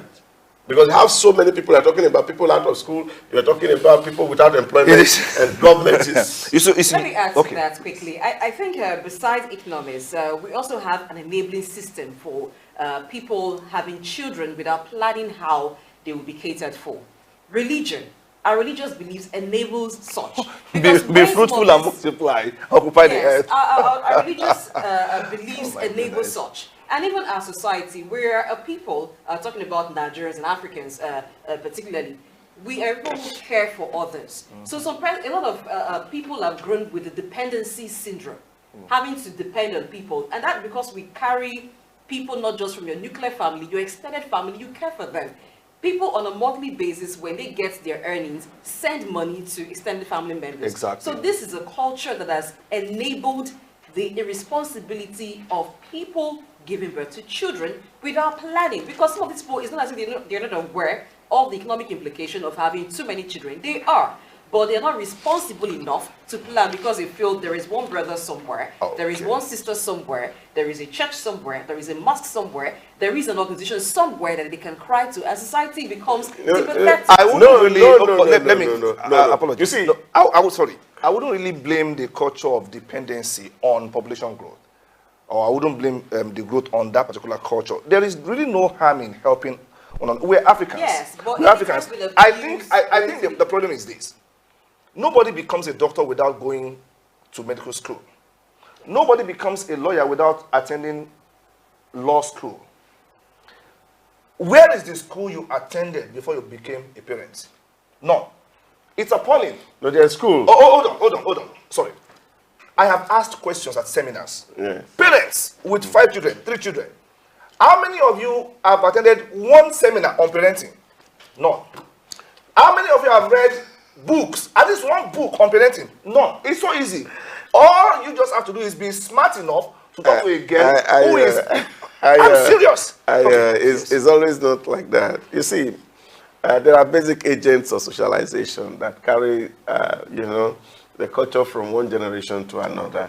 And those basic institutions are there. You have, for example, the family, which is a core and anchor unit that really help people to acquire basic values about life. You see, most of the things that you talk about in terms of marriage seminars and those things, is just one perspective to issues. And you see, because again, like she has said, culture and religion also affect some of all these things. Take, for example, in the use of contraceptive, there's some religious feelings here that, of course, if you use contraceptive, especially with the Roman Catholic, for example, if you use contraceptive, you're actually involved in the act of abortion. And because the scripture does not encourage abortion, so they feel that anybody who is using any form of contraceptive, even if it's natural, is actually trying to alter what God has said should be. That's one point to it. So that's a religion dimension. But you see, most of the things we do, there's nobody on earth, blessing, who wants to think that he wants to have a child and he wants another person to look after that child. You see, the issue of begging, the issue of these assistance and help you find here, whether in religious places or outside, they are all constraints that people face. You see, people have hope that, look, tomorrow will be better. But unfortunately, people are not deliberate and strategic in planning and bringing to life that kind of life they envisage. And only to see that they have stuck themselves in a marriage relationship. And then, of course, the next thing to do is to produce children. And because there's no work to do, they keep producing. I remember when I was growing up and I was about to get married and I was hesitating. And my grandma would tell me, Ayo, don't worry. What your children will eat, they will bring from heaven. I had the first child, it didn't bring Cerilac. They said it did not bring that. I'm sorry, none of them brought anything from heaven. Talk about hope. Man is hoping that their children will go to school. Yeah. They're hoping that when medical emergencies arise, they will be catered for. Yeah. But they have no job. They have no source of livelihood. They've gotten 2 children. They're even hoping for a job. They're hoping. And then they give birth to a 3rd, still hoping. They give birth to a 4th, still hoping. Some even give birth to the 5th one, still hoping. That's some hope. I will make you laugh. Okay, please do. One of my pastor friends spoke to me some years back and he said to me, man of God, you don't have faith. And I said, faith to do what? To procreate. He said to produce more children, right? Because he was asking me, your wife have needed again. And I said, unfortunately, the first 2 came and they were boys, and we have stopped. And he said, no. And I said, but God has not made provision for me for a 3rd, because what he has given to me now is to cater for 2. When he made provision for the 3rd, he said, no, I'm not operating by faith. So you see, a lot of us are religious about some of all these things we do. You see, this is why I spoke earlier on about the deliberate plan by our institutions to ensure that children know basic elementary economies. Is important. You see, because when people understand the place of planning or having a vision of a desired future, and you are not just wishing, like they say, if wishes were horses, beggars will ride. So you don't keep wishing. So you have to be deliberate about your success. And if there are things that are going to become equivalencies to you reaching your goal, you will be able to take them off the way. So this is where literacy is critical. This is where education is important. That all of us have to push an education that people can be critical in terms of thinking and reasoning. And then that will help them to make choices that will not so people just have to realize that every form of unguarded pleasure can give you untold pressure in life. Oh, so yes. let us guard our pleasure. Now, we are where we are now. We have our population and we have our issues from health to poverty to land use and so on and so forth. Where do we go from here? Well, I think today is World Population Day. Yes. We have to speak to our world again to say, well, just understand there are consequences to everything. In short, I don't even know. Sometimes it's hard work to beg, really. Yeah, it's hard work, really. It is. Because I found myself stranded severally and I find it difficult to even ask somebody for help. Because it's difficult to beg. It's demeaning. And so, on a day like this, we should be deliberate in terms of how we procreate, understanding that the land is not going to expand and it's a fixed factor of production.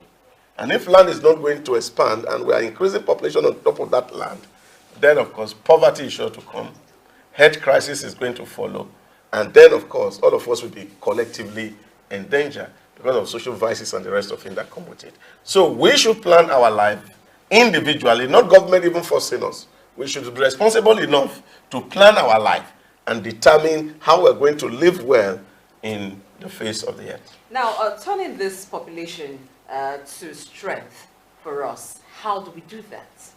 Well, you see, there's opportunity in everything. Yes, definitely.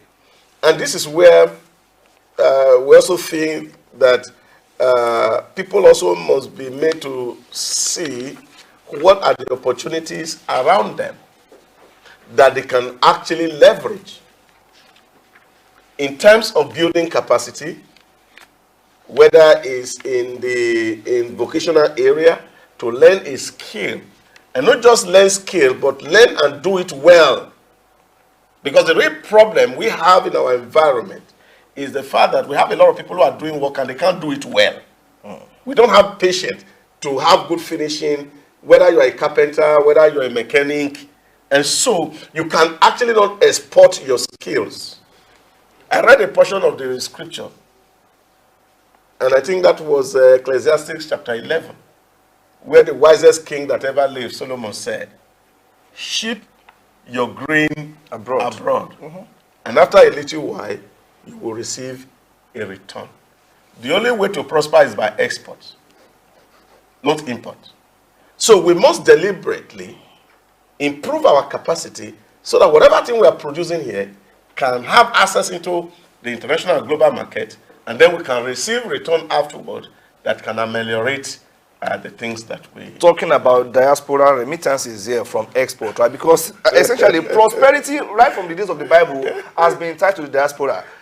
Israelites going to Egypt and living, diaspora. Even the idea of Jesus coming to the world is diaspora movement in the context. Yes, because he brought the treasures of heaven down to earth. It is still about diaspora remittances now. Now let's look at our youth population. We have it. We have them in abundance, like Blessing said. It's a young population. We don't have an aging population here. But that comes with the challenges that you have actually enumerated. How do we begin to, fine-tune our youth? You just spoke to capacity building now. Yes, and you did not agree with me on digital capacity building for the youth earlier on. Let me just say that. You said no. No, I'm back to that now. Okay, we have it's a world of digital democracy now. Okay, don't you think that it is time, because we now have the pressure of population? Okay, because we are young and many of these skills, the mental faculty or facility to latch on to them resides solely in the youth. Don't you think youth digital advocacy is ripe at this point? You see, I think where we can actually maximize strength here, India has done this successfully with UAE and some other countries in the world. They saw that there were a lot of young people who were willing to migrate. What the Indian government did, which was official, was to open a portal for people who even want to do housework abroad. And they screen them and ensure that, number one, they had the skill to do housework, and they had a skill, and they were honest enough, as if, of course, the government of India collateralized these people. Okay. That they are going to come into your environment. We have trained them on house job, so we can export them. A lot of them are in the UAE, and they are, of course, supporting the tourism industry in the UAE. A lot of them are in Europe. A lot of them in America. So what India has done was to shift some of this burden, train them, not even in technology, in housekeeping. And so they are earning well abroad. And so that takes away So the they're pressure. like professional housekeepers now, Oh, yes, so to of course. speak. Yes, and there's a portal the Indian government has created. So if you want to do a house work abroad, you register in the portal, then the agency involved screen you to be sure that you don't have criminal records, and then you can be guaranteed. And I think we can do same here. That, of course, we have a population, and we are having countries with aging population. They don't have young people. Then, of course, we should have to be sure that some of our young people, they are not having criminal intentions in their heart, and then we can export them. And then, of course, like you said, diaspora remittances can actually add value to what we are doing at home. In addressing the impact of a growing population on urbanization, is it possible to reverse it? Instead of people migrating to urban areas, develop the rural areas so you can shift attention and population there as well? I think that is where we're going as a country now, because the urban centers are densely populated. You don't want to talk about the density of population here in Lagos. It's crazy, so to speak. And our government should just look at that, develop the rural areas so that we can have urban-rural migration. I told someone, earning, with due respect to him, earning 20,000 naira in Lagos and sleeping almost under the bed. I said, you have no business being in Lagos, with due respect to you. Your 20,000 naira will do well somewhere in your village if you know what you're doing, because you are a tailor in Lagos. Yeah? Okay, the idea was that, okay, how many people would I make new clothes for in my village? My question is, must you do tailoring in your village? What about creating meeting a particular need that fits your society? Because 20,000 naira in 2023 in Lagos, you will suffer. I'll tell you, in my village where I come from, I don't know about yours, the issue is young people want to stay. I would love to go back to my village to go and do farm. For real? Yes. But there's no land to farm. Where my father used to, where we were calling forest those days, where we used to farm, had become human settlement now. And this is the real reason for migration. So people are moving because there are no opportunities anymore in the rural area. In my village, I know of indigents who rent land to farm in my village. So how did Maybe from agent. How did it get to that point where even in your own village, for instance, you have to rent land? Yeah. To farm? Because there's no land. But I don't understand. If you said that people were migrating from rural to urban, yes, and that includes your village, yes, who are now the new settlers that took over the land? Yeah, because still have some people who are there and procreating massively. Maybe not necessarily massively, because it's an issue of I remember as a child, growing up as a child, that's why I used that statistics earlier before. When I was in secondary school in my village, the school could not accommodate people of my age. So we had both morning session and afternoon session. In short, I remembered when I was in Form 3, my morning session class was A to I. Wow. And every class was full. In that same school today, the total population from JS1 to SS3 is not up to 100 in the same school. So my question is, who are the new landowners? The new land, because what you just spoke to now speaks of migration again. from your village. Who are the ones not allowing you have land to farm? Because you just said you would like to go back to the village to farm. Yeah, so these are the things that have happened. Some few people have embraced cash crop production. Okay. And they have planted palms in the farm, some cocoa, some cashew, to generate revenue. Okay. And now those things, you can't call them up to do farm. And don't forget that we are landlocked. And you cannot expand further. So you can only have access to the land that's available in your neighborhood. Now, some people even have sold their land, and which is even the more critical issues we also have to speak to. Chinese is almost in every village in Nigeria, buying our land. And this is very critical, because villagers are selling off their land, and they are migrating to city with the resource. So you are having new landowners, really. Who are foreigners in a rural area. Yeah. So what policies would be needed now to address issues of rural-urban migration and even addressing the challenges that come with population increase? Well, I think, just like Ayo has said, we need a lot of some infrastructure in the rural area, deliberate policies by government also.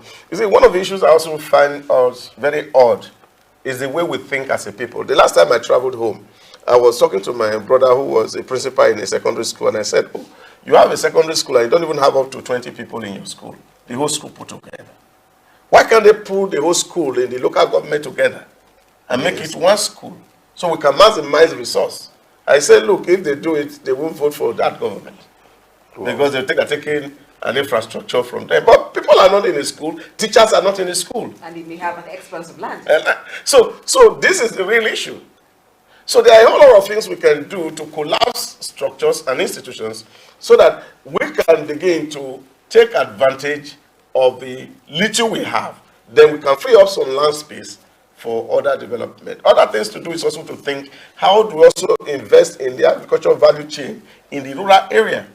So that those who are producing primary products are also setting up factories within those localities where people who have acquired skills, whether in school, can also take advantage of employment opportunity in their rural area. And that will also help migration issues.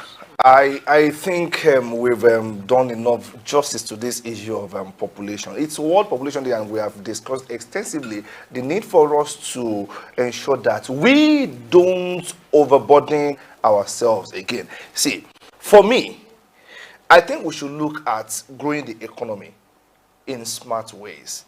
If we don't have enough land for agriculture, maybe we should think of what else we can do. Of course, we are largely said to be an agrarian community. I mean, Nigeria as a whole, with our wide expanse of land. Maybe we can look in some other directions, because somebody was asking me, he said, okay, every time the government says, go back to agriculture, go back to the farm and do it. Question one, how many of your children are into agriculture? Question two, what is the financing that you have in agriculture? I mean, how much of support? Number three, what is the ratio? He said, do a calculation. How much do you spend on food per day as a Nigerian? And how much do you spend on data or other? He said, if you do that breakdown, you will see that maybe agriculture may not be an incentive. Do I shock you? Please do. One of my friends gave me a life story. The son went abroad to the US to study, and he said he was an indigent student. So he was supposed to be an indigent student. So he filled in the form, and they said, what work do your father do? And they said he was a farmer. And they said, you are not qualified because you are not indigent. If your father is a farmer, then you must be from a very rich family. And that's because the real people who have money in the US are the farmers. Are farmers. So what we need to do is to see how we can invest in actually the agricultural value chain so that we can even begin to do vertical farming. Soilless farm. Precision agriculture. Precision agriculture. Yes. These are the things our research institutes should focus energy on so that we can grow farm without soil. And then people are making good money if there is money coming out of farm, nobody will resist being a farmer. It's because we cannot see the value. That's why people do not think of going into the farm. And let's appeal to you. You don't need that appeal because you have said too is it for you. Let's appeal to that young man I just spoke to some weeks ago, some days ago, who still wants to go ahead and have 4 children in 2023. Please, don't go there. Because you must, let me just repeat it here. Children don't bring what they will eat from heaven. Nobody has ever done that. I never brought, and my kids never brought. It's our responsibility to ensure that we create a better world for those who are bringing on board. Let's continue. Let's say this for real. If we continue to put pressure on our land, and the resources that we have, because of unguarded procreation, because you want to be fruitful and you want to multiply and fill the earth, I'm sorry for you, there will be nowhere on planet Earth for you to subdue when time comes. The earth is overfilled already. What is coming will come. How prepared we are to handle what is coming is what will matter. Blessing, your light take on that. Oh yeah, I think it's time we become more responsible. The fact that we're so careful one another shouldn't mean that you don't do your own planning. And it's also to governments to also begin to plan ahead. Now, if it's already projected that our population is going to double by the year 2050, it may seem like a far time from now, but it's not far. We're in 2023, and before you know it, 2050 will just be here. So the right planning to accommodate that population, because I know that AY has appealed to a lot of persons, but some persons still believe, I want to have a doctor, a lawyer, I want to have a nurse, I want to have a musician, I want to have all the in the same family. In the same family. God be with you. Hey, you will just have one that you take care of and in the right profession, doing the right thing, and that person will make you very proud. Now let me tell you a story. As a very young child, when I sit to watch a movie and my mom is by my side, she's always telling me, or she was always telling me then, watch you, learn. You see how that happened? That was because there were moral lessons to be learned from the movies. But what is the story today? We'll tell you more about that after this break. Don't go anywhere. We're just starting.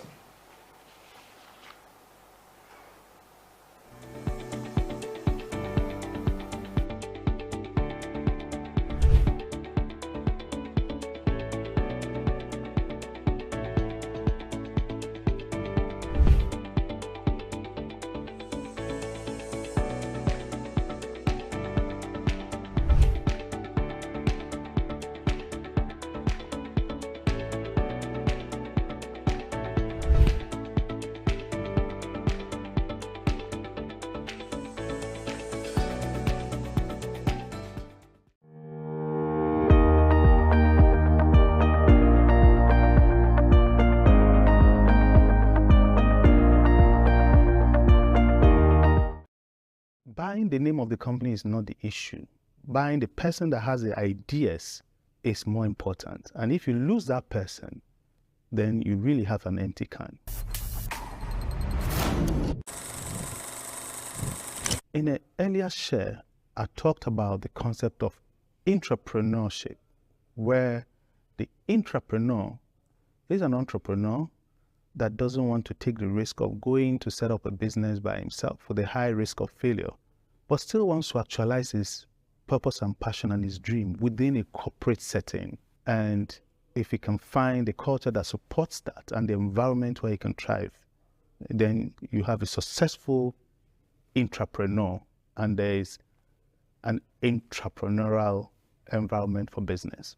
How do we empower or enable entrepreneurship in our business? So with the plethora of fintechs and the challenge to banks, many banks went out there to do the natural thing that comes to them, buy the competition. So they went and bought the fintech companies along with the founder of the fintech company, which is a beautiful marriage. If you can create the environment that enables that entrepreneur business that you bought to continue to deliver at speed and at scale, as they would have if they were outside your corporate environment. Many did not succeed because they ended up with an empty can. Buying the name of the company is not the issue.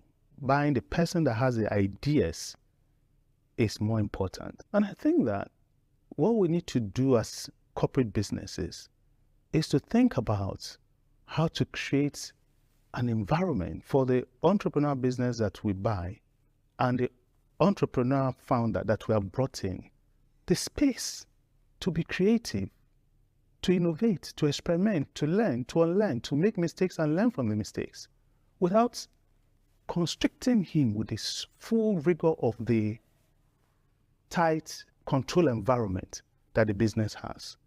If we can find a way of marrying that need for creativity and innovation with the results that are produced and managing the risk, then we have a successful partnership between the entrepreneur and the corporate business called intrapreneurship.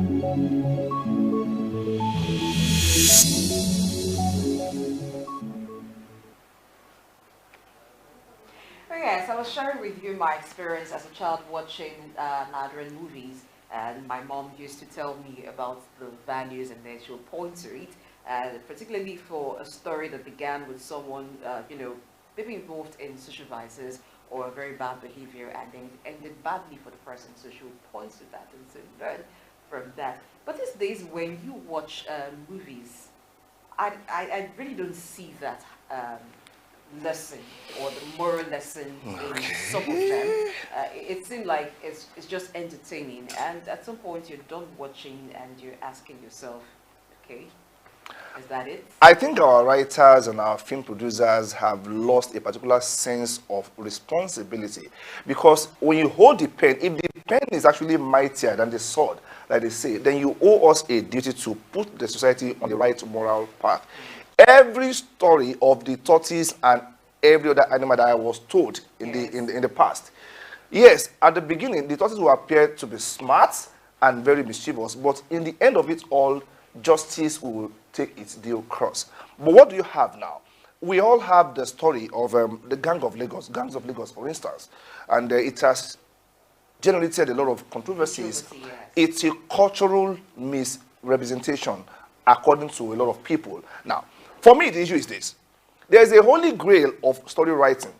Good must always triumph over evil. Now, I'll make reference to just two movies, and probably the third one, that were released between last year and this year. First, Brotherhood. In Brotherhood, at the end of it all, Toby Bakare still escaped the justice system of Nigeria and fled. He was declared wanted. Now, if you look at the Gangs of Lagos, the same Toby Bakare still emerged as a hero. With after all the killings and so on and so forth, all the violence, he still emerged as a hero from the underworld, so to speak. Now, what is this meant to preach to our young ones out there? It means it's okay for you to be as violent as you can be, just be smart enough to beat the law. That is the way they interpret it. They want to be hard guys like Toby Bakare. Now, look at a film also, a movie, Anikulapo, which was also a Nigerian-produced movie. Yeah. The man there that was Randy, the Randy man, I've forgotten his name now. Yes, this was a man who did what gods will not do, took the wife of Alaafin of Oyo, and he left at a particular point in history where the Alaafin himself was a deity of some sort. Yes, he thought he had gone away with it, but then at the end of the day, justice was still served him. That is probably why the likes of Anikulapo movie would always win awards. I am not saying that's just the only parameter, but the fact is that some are still responsible with what they are penning as against others. So today we're taking a look at the role of storytelling in promoting societal values, and we have a guest waiting for us on Zoom. Of course we do. We have joined us via Zoom. We have the president of the Actors Guild of Nigeria, Emeka Rollas.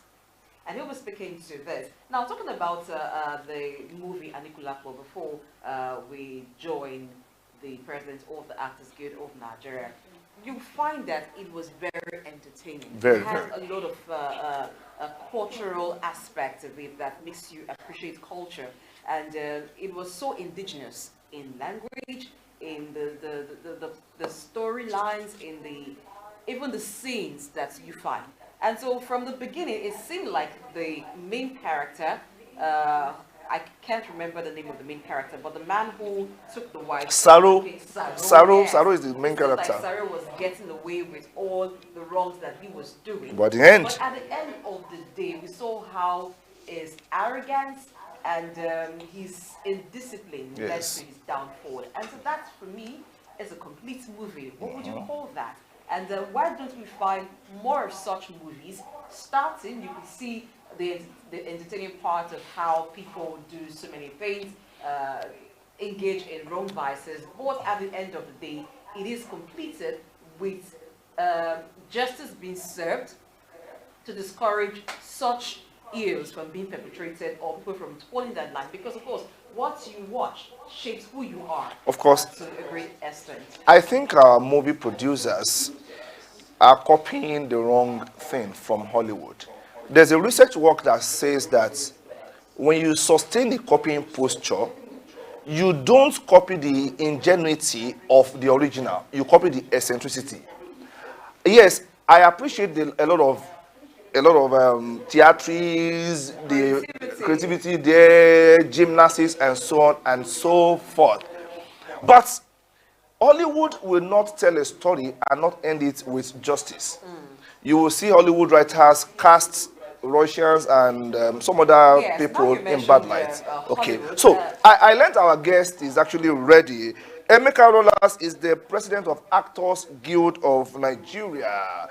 Let me say welcome to you. Welcome to Early Exchange on Soup News, and it's good to have you here with us.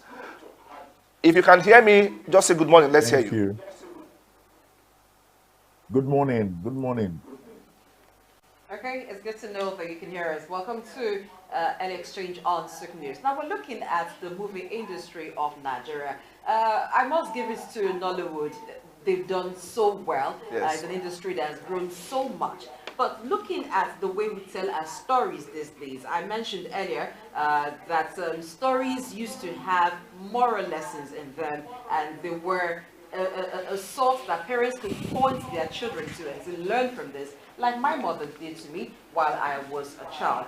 But what has happened that we don't find moral lessons really in stories that we get to watch from some Nollywood movies today? Okay, thank you very much. I'm very happy and glad that you said you used to. We must ask ourselves questions as a nation.